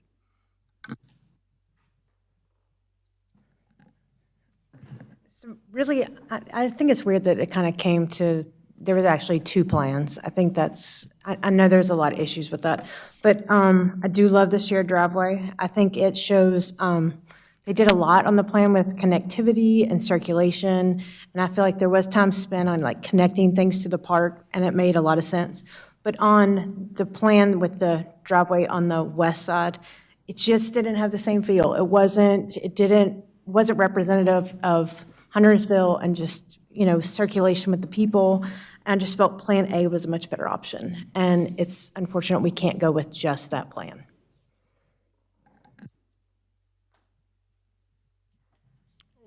While I was sitting here, I had the idea that maybe we would do a straw vote for each plan, just so you guys had sort of the guidance as you move forward, whatever, but it's pretty much flushed itself out. We want what you ultimately want. I myself, the 20-foot buffer, the tree, I don't want to say tree mitigation, we'll call it a tree save plan. I can't remember the proper term, but through the arborist and everything, that's good. The TIA, I understand the rationale, and I might be okay with that even. But to me, I guess I just look at it where you have that, I think it's 117 Gilead, that used to be the old preschool, and there was a driveway, and there's a single-family residence next to it. Now, no one lives in it, but just theoretically say someone does. You had a lot of traffic 2 times a day, but that school only held X number of kids. What I envision, the movement, and I know you're going to have a lot of people gone during the day, the tenants and stuff, whatever. Hopefully they're working right, but then you're going to have retail as well, and just to have that additional flow going on right next to someone's house, that second plan, option B, just wouldn't work for me. So that will be why I won't be supporting this, but yes, sir. Brad, question. Going back to the TIA, and I get the concept of spending $15,000 or $20,000 that could be better spent on a comprehensive study. I like that idea. But none of us up here are, experts on what the improvements might. We have a transportation department. I don't expect them to do a full TIA, but I would think that they should be able to, with a more educated experience, be able to say, you know what, they're likely to do this, and the off-site improvements is probably closer to $80,000 or something. I think everybody up here feels like $20,000 isn't really the right number that, would be the reality. is that something we've ever done where we just have, our internal personnel kind of look at it and say, it's probably more likely, I see Brian shaking his head no.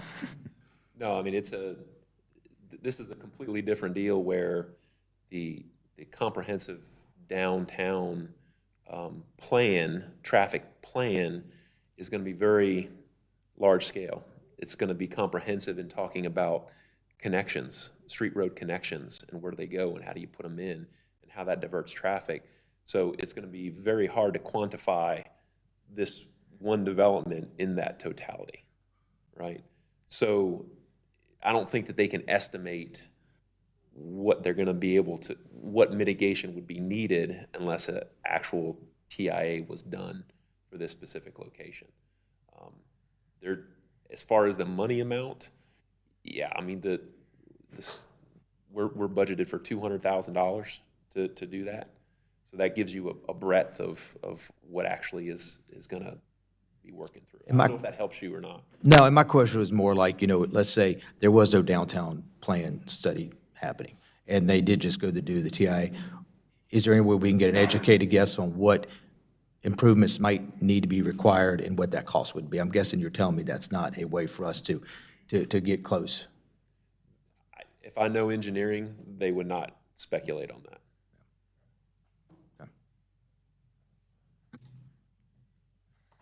Okay, any other discussion? No? All right. All those in favor? Any opposed? Seeing none, motion for denial carries.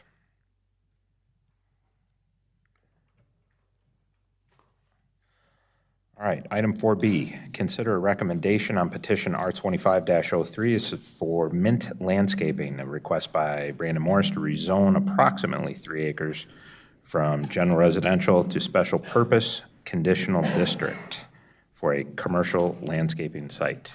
Mr. James, floor is yours. Thank you, and good evening.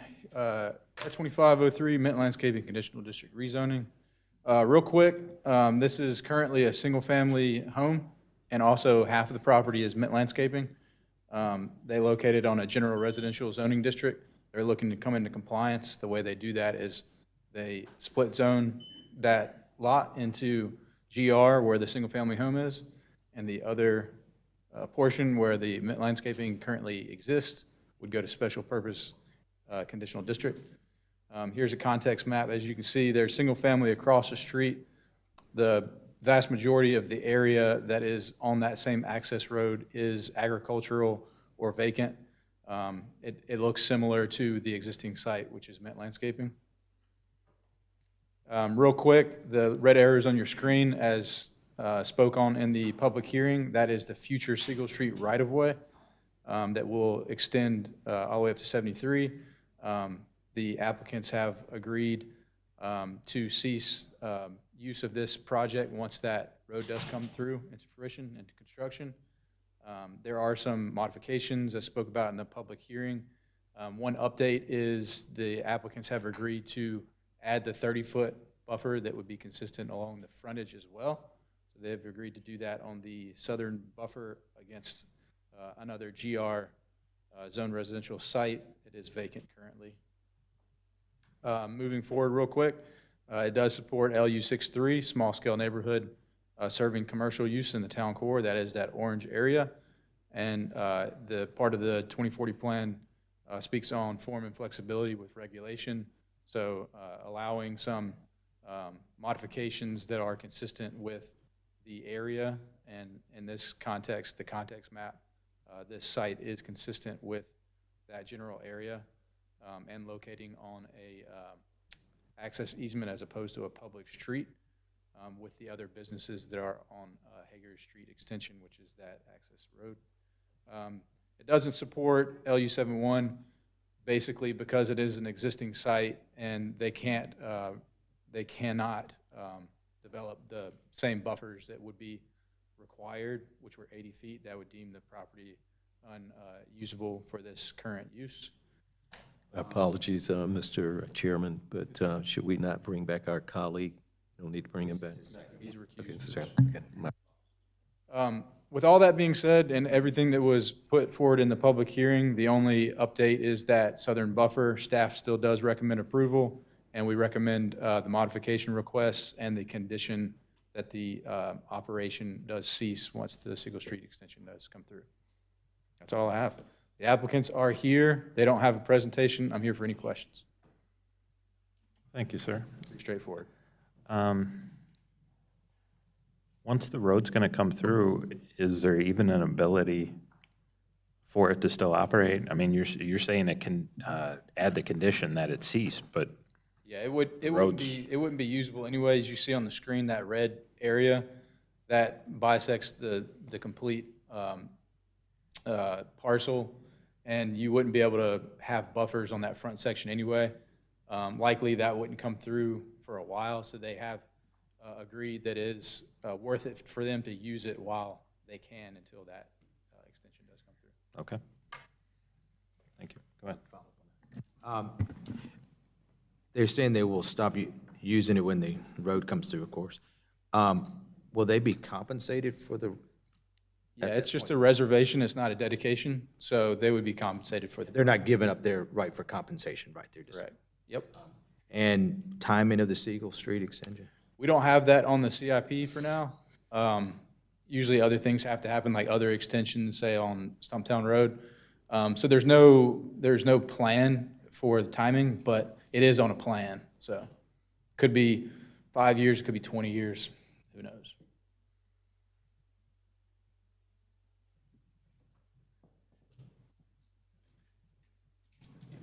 Is there detail regarding the extent of the landscaping business? On the site plan you see on the screen is existing conditions. They would like to add a little bit more to the outdoor storage gravel area, but mainly it's outdoor storage of vehicles for landscaping. The only thing that is not currently on the site is the buffer you see on the screen. So those are improvements that they are willing to make on that site to buffer from the access easement and the southern boundary, and against the single-family home to the north, who actually Minton Landscaping also owns. So this is deemed to be non-compliant as of today. At what point was it discovered they're non-compliant? So the way our code enforcement usually runs is we run off of complaint base. We don't have the manpower to drive around and look for enforcement cases. So we did get a call a while back, and we've been working with the applicants to get the application in to come into compliance and add the improvements to make it a better site. Public hearing, I know it made reference, didn't look like anybody showed up for it? No. Okay. No one came to the community meeting either. Does staff have any view with respect of the existing or the planned continuation of the landscaping business with now the abutting neighbors, which are quite a number of them now, and the impact that that business has on now a residential community? Sure. So across that access easement, which is fairly wide, I don't have the exact numbers, but I believe the access easement is close to 50 feet. But that new residential neighborhood, Spring Grove, they have their own buffer as well. But a big part of that is that access easement is the access for several agricultural businesses that have dump trucks and things, and they've been legal for a long time. This is very minimal compared to the use that's already on the site today.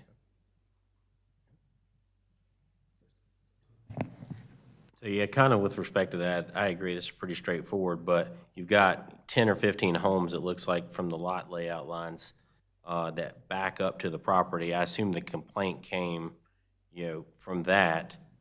And is there anything else that they're gonna do to the east side of their property?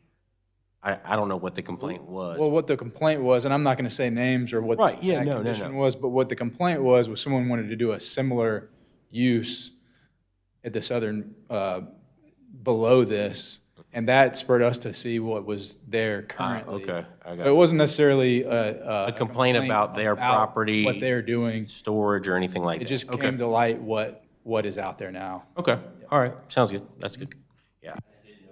Sure, it's a good You know, question. We needed to, put more landscaping, put some trees there, make it look nice on their side. I don't know. Absolutely.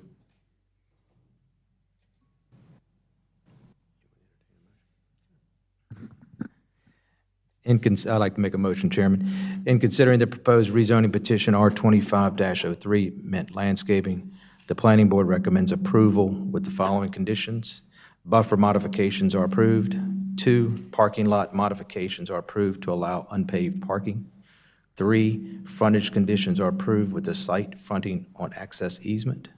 4, the site approvals are contingent upon the site being used as it exists today as a temporary use until the future Siegel Street extension is constructed. This plan agrees to reserve the right-of-way for future extension, and once the project is let for construction, the applicants agree to cease the operation in the proposed rezoning. With the implementation of these recommended conditions, the plan will be consistent with the 2040 Community Plan and specifically policies LU 6.3, LU 8.1, and it would be reasonable and in the public interest to approve the rezoning plan because it supports an existing Huntersville business and provides a way for them to continue to use their property as they have for the past few years. Okay, we have a motion, we have a second. Discussion? I made the motion. Yeah, I think it's pretty straightforward. You know, the challenge in the current environment is, especially with property values, is, you know, for these small and mid-sized service companies to even find a place to operate out of. We've got a local Huntersville business here that I'm sure serves most of the community here in Huntersville, and let's find a way to support them, and I think this is an easy way to support them. And I agree. I think keep Huntersville businesses running. I have no objection to this particular proposal in terms of the nature of the application itself.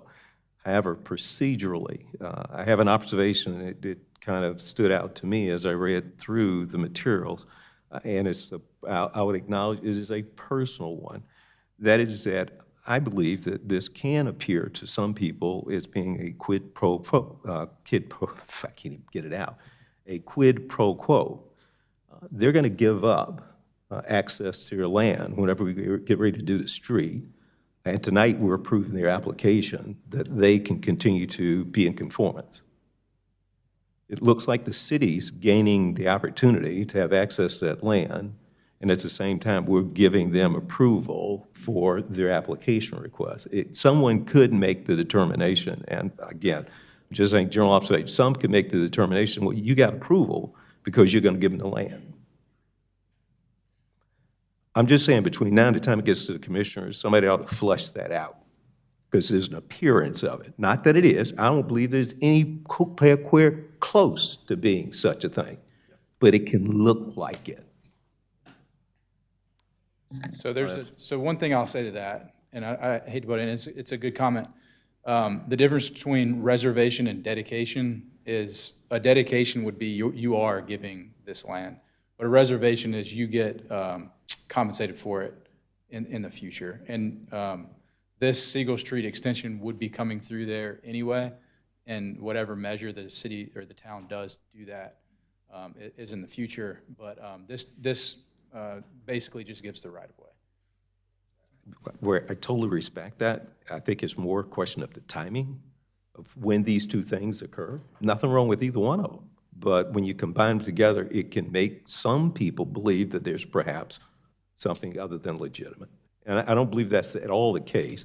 I'm just simply saying between now and the commissioner, somebody ought to flesh it out.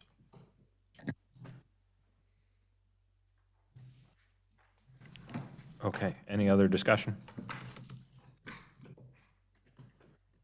No, okay. All those in favor? Any opposed? Yes, sir. All right, motion carries. Thank you. Yeah. I'd like to make a motion, bring Jay Henson back.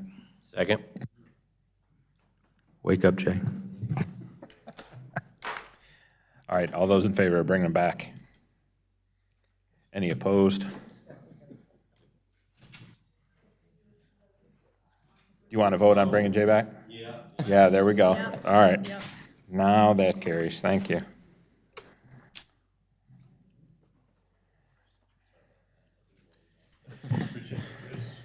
Jay, welcome back. Did you bring us any gifts? Oh, no, No? candy either. Go back. Nathan, how are you, sir? Good. Good evening, everyone.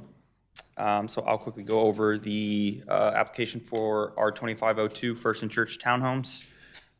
This is a proposal by Better Path Homes to rezone 1.147 acres of land from NR to NRCD. Here's an aerial view of the existing conditions of the site. You can see it's surrounded by existing single-family residential homes. And to the west, you'll have the future Red Line and Civic building. Mr. Farmer? If I can interrupt, can you go back one slide? Sure. This one? Yes. Have one disclosure. And I'm sorry, I didn't get to mention that. It's not a conflict, but I want to disclose to the board that I'm involved in some adjacent property, and it has no bearing. It's a slightly different concept, but has a lot of different pieces that make this very unique, and it is not contingent upon any decision made on this. So I just wanted to make sure that there will be no financial gain either way, whether we recommend approval or deny, but I did want to disclose that. Sorry for being late with that. Does any board members have any discussion on that? Concerns? None? Okay. All right, thank you. Sorry. The applicants are proposing a 14-lot townhome subdivision. As part of this project, they're going to be providing the 12-foot seam trail along Church Street, as well as a hardscape planting strip using stamped concrete, as well as providing an urban open space down in the southwestern corner of the property. Since the public hearing, the applicants have updated their urban open space to meet some of the requests that they heard from the town board as well as with staff. This new concept is a brick paver square similar to the square in front of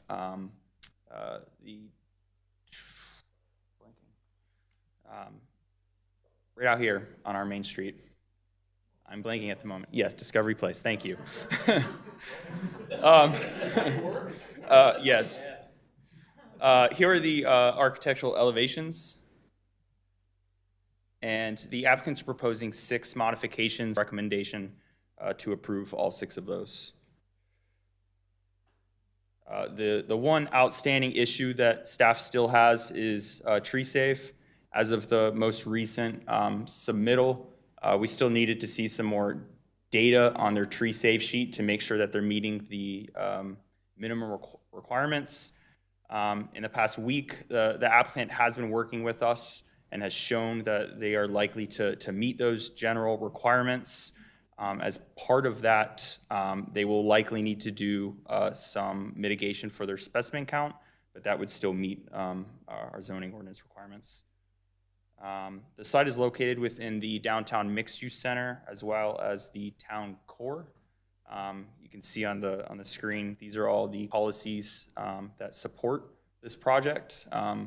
One of them specifically, policy DT2 and policy DT6, represent this project as it is a slight increase in density amongst a established residential neighborhood, as well as they are providing an increased engaging and aesthetic streetscape along the frontage of their property. As well as the 2023 downtown master plan, which currently shows that apartments or attached housing up to 3 stories would be permitted at this site, so it would support this project. Staff does see that this application is consistent with the future land use map of the 2040 plan and with the downtown master plan. As of right now, as long as all the minor outstanding comments are addressed, we are in support. At the public hearing, the applicants did verbally state that they were going to provide 1 unit of affordable housing. With that, staff would recommend that is formalized as a condition on the site plan, as well as we would need to see the applicant provide the percentage of AMI that they're willing to provide. Staff would recommend 80% AMI. And if you guys have any questions for me, I'd be happy to answer those. The applicants are here to answer any questions that you may have as well. I do not believe they have a presentation that they would like to give at this time. All right, thank you. There's a couple people trying to get in. The front door is locked. They look friendly. Okay.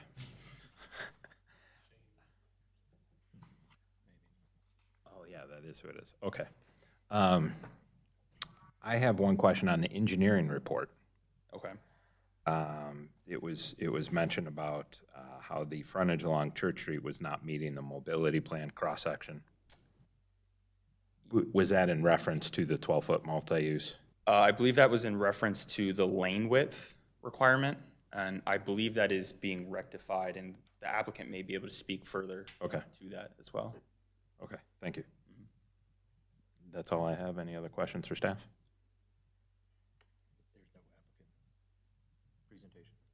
Well, we're always talking to them first. for that. If you do have any questions for the applicants, they are here. This may be a staff question anyway. Talking about the walking path, how do we know as a town that that will be maintained in perpetuity? Are you talking about the walking path around the SCM? Yes, thank you for reading my mind. Yep. It'll be formalized on the site plan. So that's something that, you know, into the future, if it's either not built or it's not existing in a usable way anymore, that's something that we would have to address with the applicants or the future HOA of the subdivision to address. Liability would continue to be passed along that. Correct. That will, okay. And again, it's not so much about this project, just looking at, we have a lot of these that come before us as an amenity that want to make sure that it's maintained. So in the community plan DT2, it calls for 100% of units being attached. Kind of walk me through again the logic and the thought behind why this should be exempt. So we feel that this project perfectly meets the downtown master plan, which calls for higher density, especially within our downtown. It's important to provide some of that foot traffic to support some of the nearby commercial in downtown revitalization that the downtown plan calls for. So we feel that this project would meet that. But it's calling for 100% of the units to be attached. Correct. Versus what does the Article 3.2.4 call for? Currently, as a by right subdivision, the attached can only make up 30% of a major subdivision. Again, so we're setting precedent. So yeah, so we are looking at the 2040 community plan as well as the downtown master plan to make that recommendation that 100% attached here is called for according to those plans. Have we done this before? This is the first one. First community, okay. So no concern about the request bleeding into other like projects that are likely to be proposed downtown? No. Why wouldn't it? So currently with what's existing, we feel this is a good gentle step up. Yeah, I'm just trying to understand the likelihood of this being a request that'll be repeated over and over again. Just trying to figure out how does this board then respond to future requests or just like it? Absolutely, and we would anticipate that. As a matter of fact, we do have an application in to do something similar next door, and that is encouraged by the downtown master plan, But the article, so the downtown area. Sure. But we anticipate in this specific area, more increase in attached housing. Sure, no, I get that. I'm just trying to figure out, as a board, how do you then look at future application with the same request? We're now setting precedent such that in the future, we should automatically accept it as not being attached or not being detached housing in the community. That's all I'm saying, is if we're changing our views on things, that's fine, there's nothing wrong with it. And we may anticipate doing a text amendment if the 1 cent sales tax comes back. Remember, previously, we did have, this could have been done by right if a previous board had not removed that 100% attached element. So we need to do some other work Sure, absolutely. creatively to try to address this. Absolutely. Thank you. Sure. But we would use the downtown master plan, right? We're, as part of our guidance, right? And my question was more of a follow-up on the condos to the north on Old Statesville. Is that a different zoning? Is that why you were saying that had never been done before? So the townhomes that are on Maxwell now were approved under a previous ordinance. That rule was taken away by the previous board. Okay. And again, in anticipation of a rail not happening, now it looks like the rail is a potential. Again, if the 1 cent sales tax gets approved, we would look at changing the laws accordingly. I got you. Cool. And this is more of a question just to get some more clarification on the bricks, the brickyard in the front there, what you guys changed. What did you change? Why did you change it? I saw the video, and it sounded like one of the commissioners wanted, more of a bus stop, transit-oriented. I don't know what they were going for, but just explain why you changed it and what you did. And before you get started with that, then, we'll have you formally introduce yourselves for the record, and then you can go ahead. Absolutely. Good evening, everyone. I'm Nick Petrie. I'm the Director of Land Development for Better Path Homes, and with me is Luke. He's my engineer on the project. And to touch upon that, when we first presented the common area, we wanted to make it a gathering space, but the staff had recommended where it wouldn't be like an area where they just stop on a bike and sit for a minute, where you can actually gather and hang out and spend some quality time. So they encouraged that we mimicked, I guess you called it the discovery. So yeah, to come close to mimicking what that looks like currently. I don't know if you want to add anything else to that. No, I just want to clarify, we're probably looking to do a stamped concrete in that area just for maintenance purposes.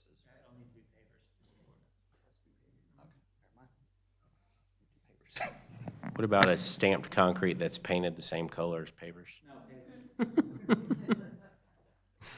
So pavers is what I'm. What about? And I guess my other question is, I was just reading this note here. It looks like the path that goes around the BPM there is stone or crushed aggregate. Is there anything else that's supposed to be, like, do you have edging to keep the grass from creeping over? Yes, you typically have like a metal edging or plastic, but we'd recommend metal for this thing for longevity. That keeps the gravel from seeping out into the landscape is the biggest issue. Yeah. But it'll hold it in place for long term. Okay. And have you guys used that before? And I mean, I'm going back to that maintenance thing. That's a little bit harder to keep nice than an asphalt or something Yeah, like that. it's a little bit more of a natural feel than a concrete sidewalk would be, but it's still a hard surface, not like a mulch or anything like that. Okay. And for pavers? No, I'm just kidding. I have a question probably for staff. No, and it's kind of a follow-up on Mr. Pollard's question, and then a sort of piggyback on something Scott usually asks, and that's the what if. Without any zoning change, an apartment building, correct, here? And, I lost count of, what is it, 14 units or? 14 units, yeah. And you could assume that by right, no rezoning, you could do many more than 14 in an apartment building. Yeah. And I realize that was removed from the ordinance, back previously, I think the previous board. And I think it's a better product. Obviously, you get a chance for, a different product rather than an apartment building. Okay, I was just curious. I just wanted to ask the question.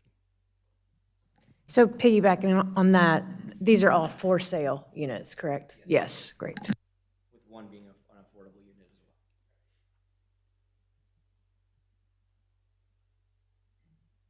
well. Okay, any other questions for staff or the applicants? I'll accept a motion. I'll do it.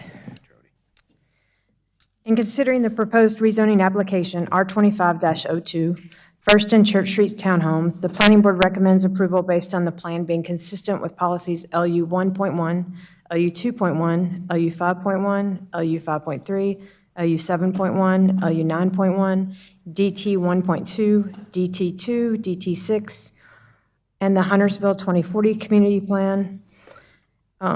It is reasonable in public interest to approve the rezoning plan because the envisioned uses and development patterns set forth in the 2040 Community Plan and the 2023 Downtown Master Plan. Modifications: A, with the rear setbacks, B, buffer reduction, C, buffer grading, D, on-street parking, E, yard trees, F, attached housing percentage, and all staff comments are addressed. The project keeping in the spirit of the ordinance and therefore supported.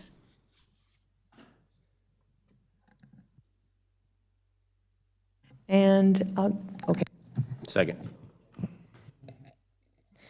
I like the idea that it is the townhomes and not apartments, and I love that they're for sale. I think that's very important to our community.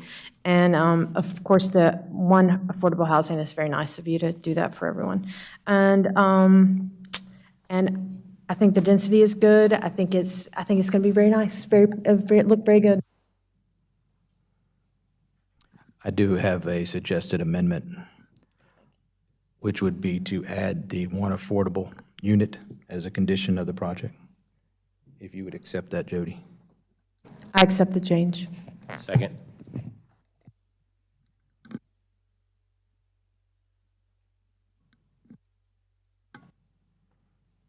you'll let me continue talking, sure. Yeah. I know you were looking. Fighting with your button. I was fighting with my own self here. Yeah, actually, I like the project. I think sometimes people want to see downtown developed in some big, huge master plan where you come in and make a 30-acre master community. I kind of think that, long-term, we look back in 30 years, some of these little small individual projects that have their own character will make Huntersville a better place. I kind of look at Fourth Ward down in Charlotte, and that same kind of deal. You've got just kind of an eclectic mix of different projects that were done at different times, and me personally, I like to see that kind of density here at some point, and I think having unique projects, again, affordable unit, thank you. Building something for sale for the community, I think is also a plus. You've exceeded the parking requirement, and we're getting, albeit a small portion of the Seam Trail paid for by a developer, and it sounds like their specs are in excess of what we even are requiring. And hopefully when the next project comes along, they're going to find themselves, more inclined to mimic what's already there versus maybe to a lesser degree. So, all positives. Yeah, I'm 100% agreement with the things that Chris as well as with Scott. I think this is a great project. It does tend to give a template for other kind of thinking about how to really work with the town and to make sure things are congruent with really what the plans are calling for. So kudos and a special thanks for the affordable. It'd be great if you could encourage your other developer friends and family to do a comparable size commitment. This is 1 out of 14. Imagine if everybody did it at this level. You've really made a huge impact. So you've made somebody's life different because of how you design your product and what you've asked for. Thank you.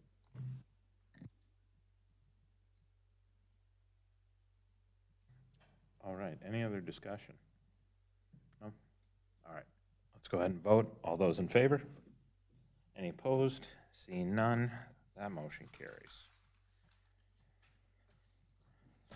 Okay, item 4D. Consider recommendation on petition R 25-05. This is MHH Logistics, a request by Sky Partners LLC to rezone approximately 8.6 acres, take it from corporate business to corporate business conditional district for an industrial flex warehouse with associated office. Mr. Peters, go for it. Good evening. Put my staff report in record for R2505. This is MHH Logistics.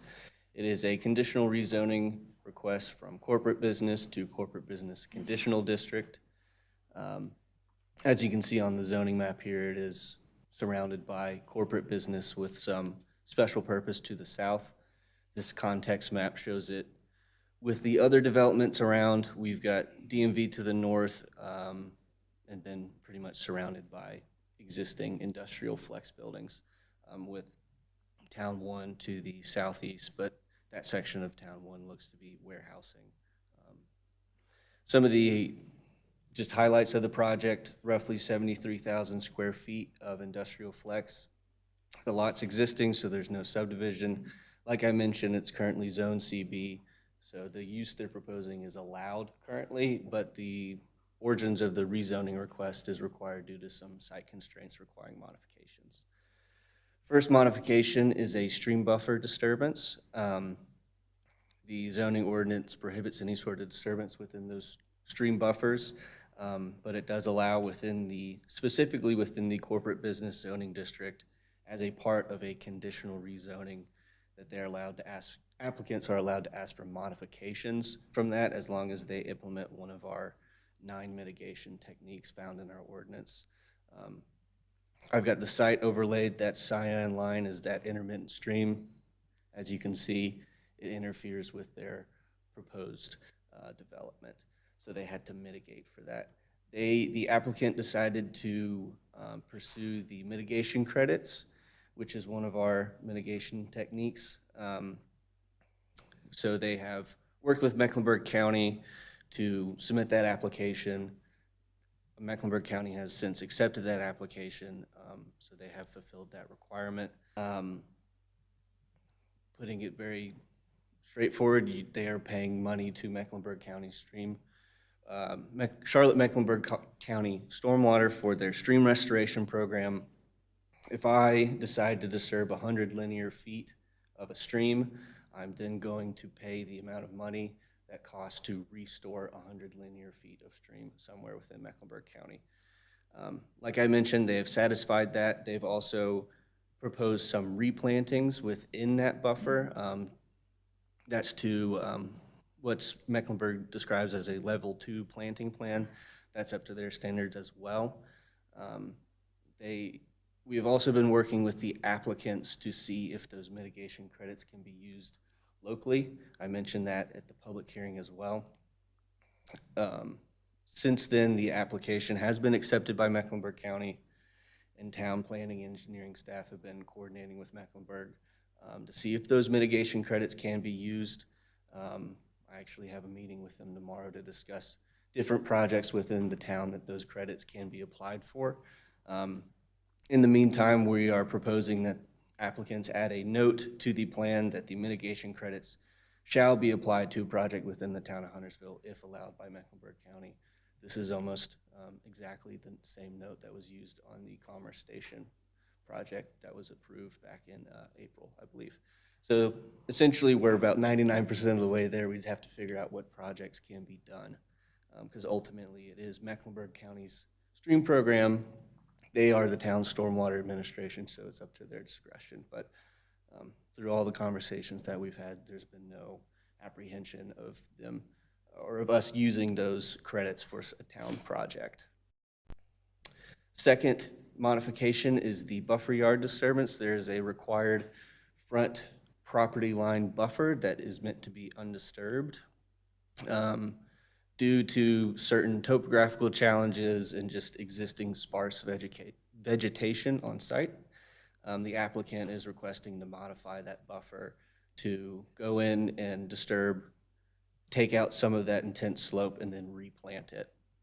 So there's no modification to the actual size, and they will meet the planting standards found in our ordinance. It's just the modification of it being undisturbed, but due to site constraints, I don't think they really would have been able to meet that requirement in the first place. On to how the 2040 community plan addresses this.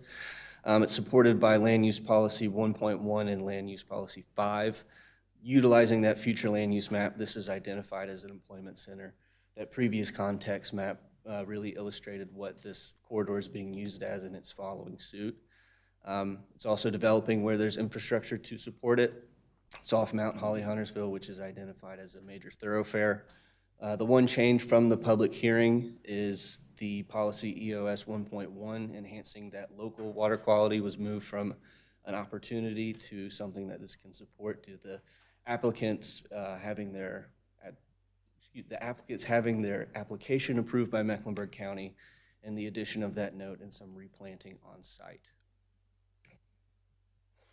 The recommendation from staff is that it's a corporate business use that's being developed on a corporate business zoned parcel, but one that needs some flexibility to make the plan work. So staff does recommend approval of the project with some minor comments that need to be addressed. That adding the note, the applicant has already agreed to do so, so that's been fulfilled as well. The applicant is here and they do have a presentation, but we can pause if you've got any questions for staff. Question for staff?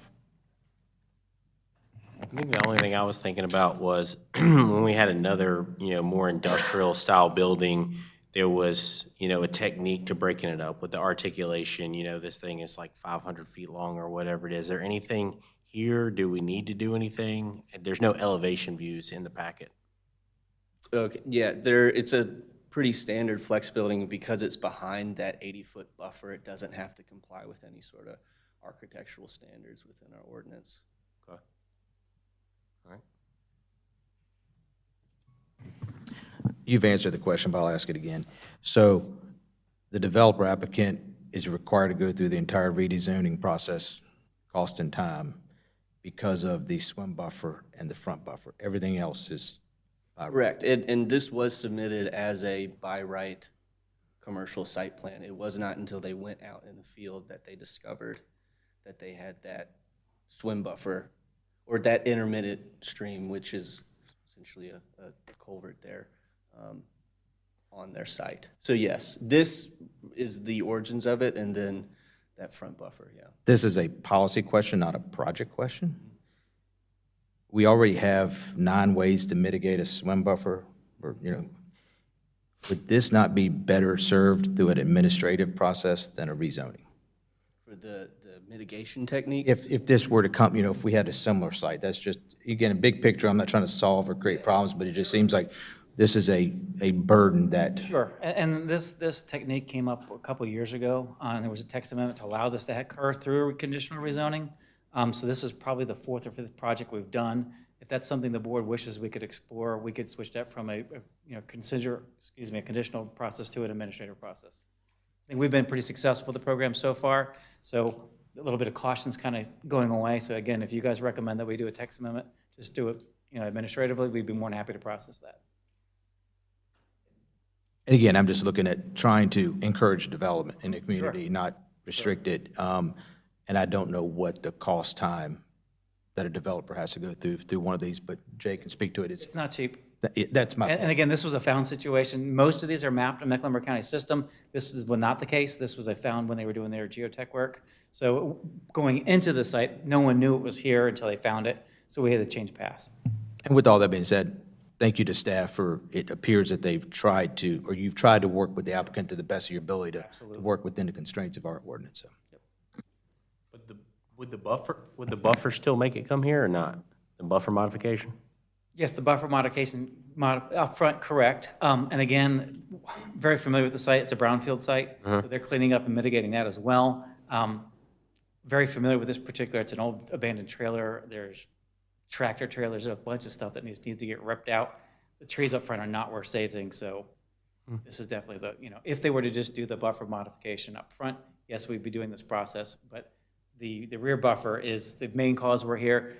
We're just picking up the other one as an extra to make it a better site. Yep, got it.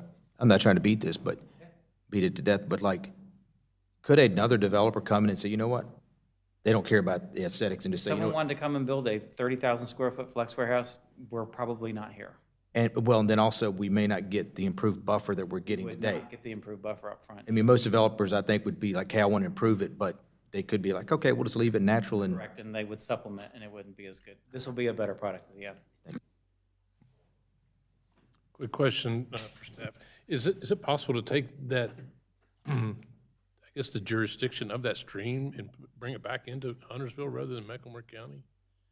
Like, because we have such an extensive As far as the stormwater ordinance, like being able to manage that rather than the county.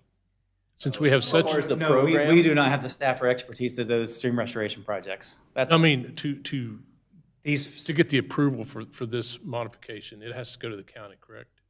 Out of those 9 correct. steps. So, and again, if we were to choose to do this administratively, we would do the same process. We would say, hey, they're going to mitigate 100 linear feet. Right, The applicant would take it, it would still go through the county process and come back to us. rather than including that into our own stormwater ordinance, I guess. Correct. Again, they administer our stormwater ordinance Right, for right. us, and they manage all the restoration projects. We don't have the staff to do Okay. those restoration projects.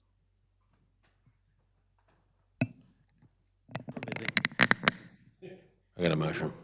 I got a motion if you're ready. Okay, any other questions for staff? Would the applicant like to speak, like to present? Do you? We're happy to present it. I think it's pretty straightforward. I don't want to waste any time going through a PowerPoint, but we can do it. So I'll leave it up to y'all. I'm happy to answer any questions. Do you have elevations on your PowerPoint? Yeah. All right, no.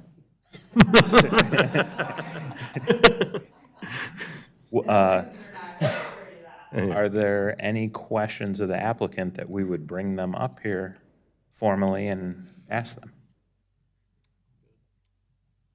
Okay. All right. And as the applicant, you're comfortable with that?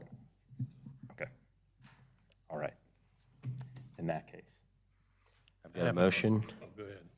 Oh, you want to do it? Go ahead. All right. In considering the proposed rezoning application R25-05 MHH Logistics, the planning board recommends approval of the application.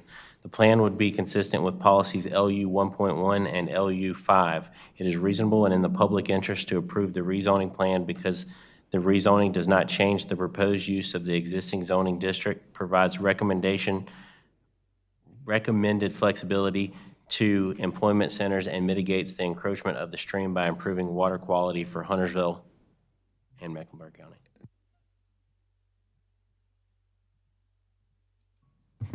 Second. All right, we have a motion, we have a second. Mr. Boyd, you want to lead us in discussion? No, I think it's a nice product. It seems to be in the right spot. I don't think I would hold it up for a couple 100 foot of stream as long as we're doing the mitigation piece of it. And the front buffer seems to be an improvement from what we have now. So I don't think there's a reason to question it. I'm 100% with Scott in terms of his comment about the administrative aspect of this. We ought to really look at a way to improve this part of the process because there's relatively little value add as a board that we'll make to this. The staff actually has all the juice in this one to really make it done correctly. But for us to approve something that has a control point that's at the county level, by and large, I'm not sure we really contribute a whole lot to it other than we simply looked at it and said, okay. I would just say, again, thanks for the developer coming in, taking the development risk, the development community. Wish you guys the best of luck and hopefully continue finding projects to develop in Huntersville. Okay. Any other discussion? No? All right, let's take a vote. All those in favor? Any opposed? Seeing none, motion carries. Thank you. Let's see, we're on a roll now.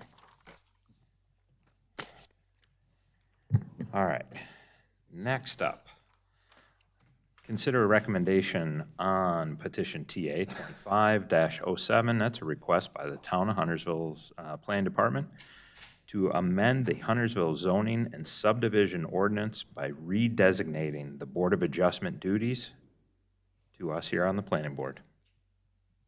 Congratulations. Yes. I hope you guys all enjoy this. The TA 2507.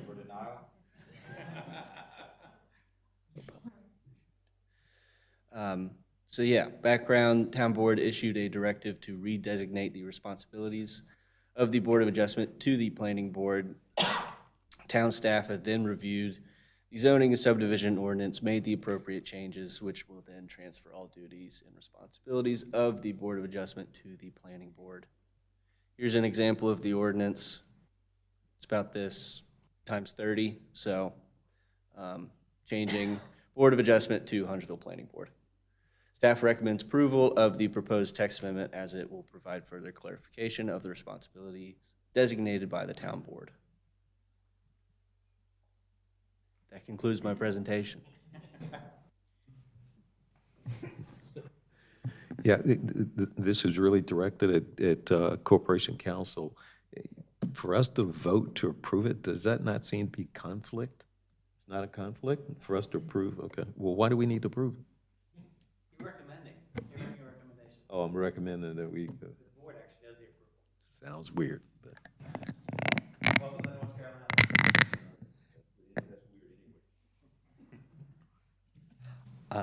Does anyone have questions of staff on this? I mean, I do. You go ahead, Scott. Quick question.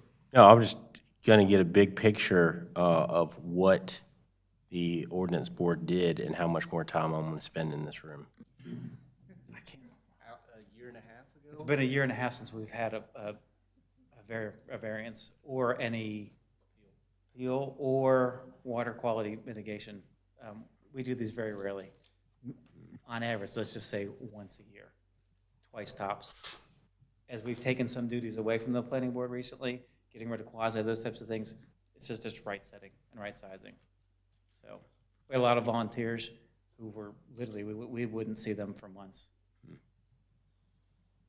I would assume most variances of magnitude would come back as a rezoning anyway with modifications. It Is that- depends, you might have some small setback issues on like Okay. homes built 20 and Home on 30 the years setback? ago, Yeah. sure. I mean, most of these things we can solve administratively now. But on the rare occasion, we might have some like pre-existing things that only show up if a house gets sold that someone's owned for 20 years, you know, and something's in the wrong spot. Just fix that for them. Are they quasi judicial hearings? They are. So we will get new training. That's what I was afraid of. Yep. And Tracy's graciously, come up with a great plan for that.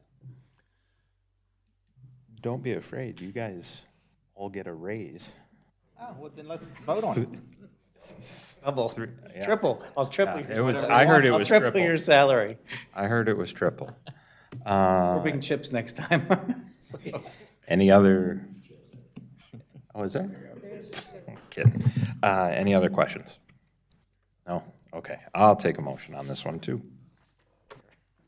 Sure, I'll do it. In considering proposed amendment TA 25-07, the planning board recommends approval. It is reasonable and in public interest to amend the zoning and subdivision ordinance because it will provide further clarification of the responsibilities designated by the town board. Second. I have nothing to say. That's fair, honestly. Yeah, all I'll say is,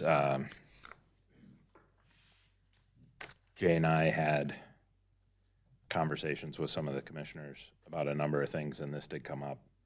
And it just seemed, as they were going through a restructuring of a handful of their boards and committees, this just seemed to make sense to do it, so.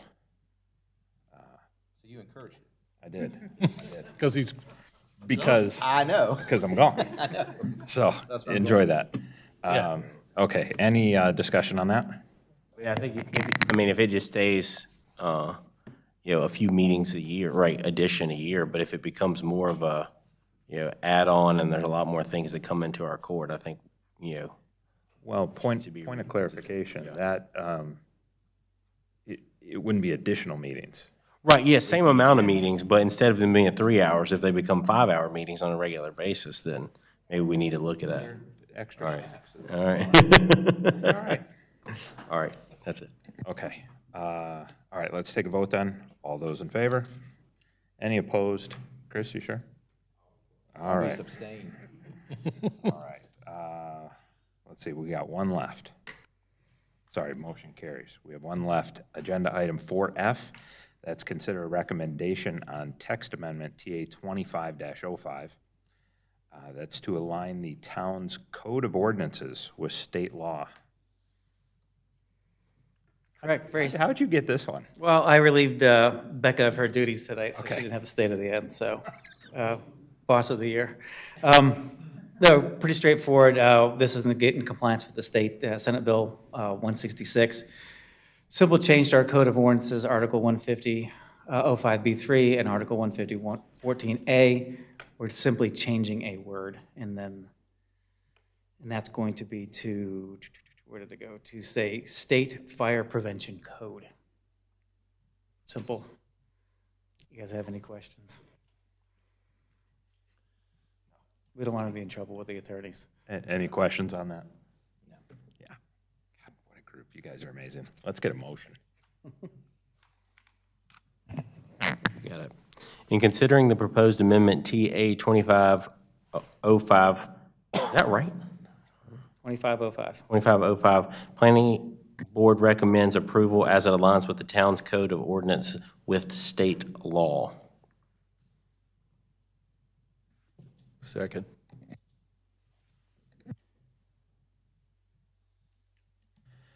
Mr. Boyd, any lengthy commentary you'd like to give on your choice? Okay. The reason I was confused is because I did R 2505, and I had a flashback moment there, and I was like, wait a minute, I already said 2505, but it's TA 2505. Correct, sir. Got it. Mr. Pollard, anything? No. Okay. All those in favor? Any opposed? Seeing none, that one carries. Thank you. All right, other business. We do have a little bit of other business this evening. First, I would like to acknowledge Trina Loomis, who I know she's absent this evening, but she was reappointed for her second term. So she will be up here for another 3 years to help the town out. I also want to introduce two other new board members. They've joined us in the audience tonight at a front row seat to tonight's spectacle. It's Marshall Horseman and Prince Topa, correct? All right. Gentlemen, thank you for agreeing to serve your community. I appreciate that. And I don't know, good luck. That's all I got to say.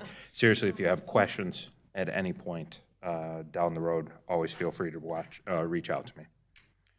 We'll also, one more time, just briefly acknowledge Greg Baber. He term limits out, and so actually, so he's absent. His last meeting was May, so we did give him a nice send-off there. But so he is wrapped up, leaving a vacant seat. And then I got Yeah, then we got one more leaving.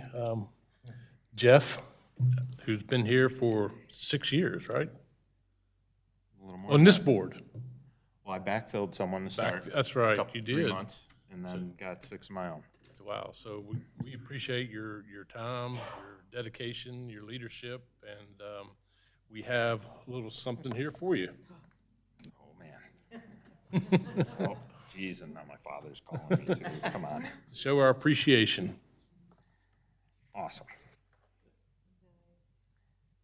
Thank you for that. Let me see it, Jeff. Really? Does it show up? Awesome. Thank you. Yeah, almost 9.5 years total between Ordinance Advisory Board. One of the original members of that when that board was created. And then did some vice chair on that, and then replaced someone, backfilled the remaining 3 months of their term, and then got 6 of my own. So, long time coming. What I will say is simply this. I actually, first and foremost, want to thank Bobby Williams, who is the assistant town manager. I took Huntersville 101, I don't know, 2014. Let's just go with that. And Bobby was the one running that program at the time. But in a number of conversations with him, he was very inspirational to me and encouraged me to get involved. And the other person was former Commissioner Rob Kidwell. Same thing, both of those gentlemen really impressed upon me the duty to serve your community and to just try and make a difference. So I owe all of these years of service to their words up front. But thank you to staff as well for teaching me so much.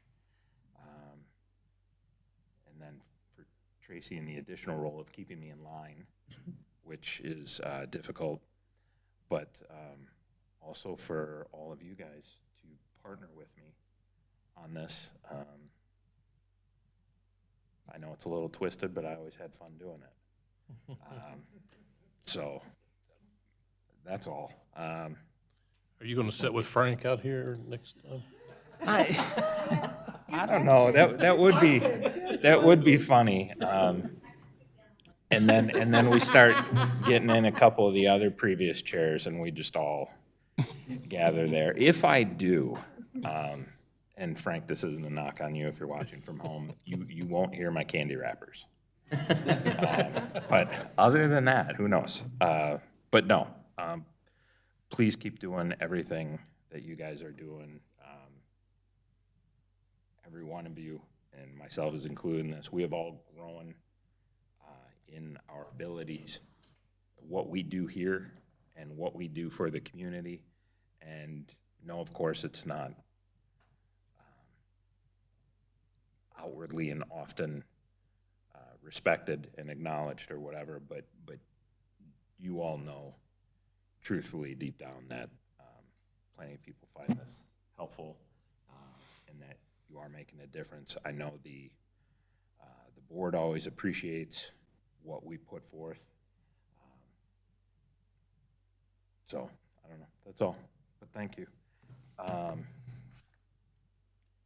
Yes, sir? You know I'm good at with me saying a couple things. I might even choke up. I was gonna try and get away with it. Now, Jeff, you and I have actually served together for more than 6 years, for the whole time, and especially as serving as a chair. Thanks for the steady hand on the gavel, keeping us in line, encouraging us to again be involved, have thoughtful motions. Again, it's not always an easy job to have the gavel in your hand, and you've done a wonderful job. And thank you for the service, and hopefully you don't go too far, and maybe you'll find a way to continue to be involved in Huntersville. Thank you. I'd like to just encourage us all to stand and give him a standing ovation as he leaves. Oh, God, that's embarrassing. It's great. You've been a great You guys. All right. Thank you.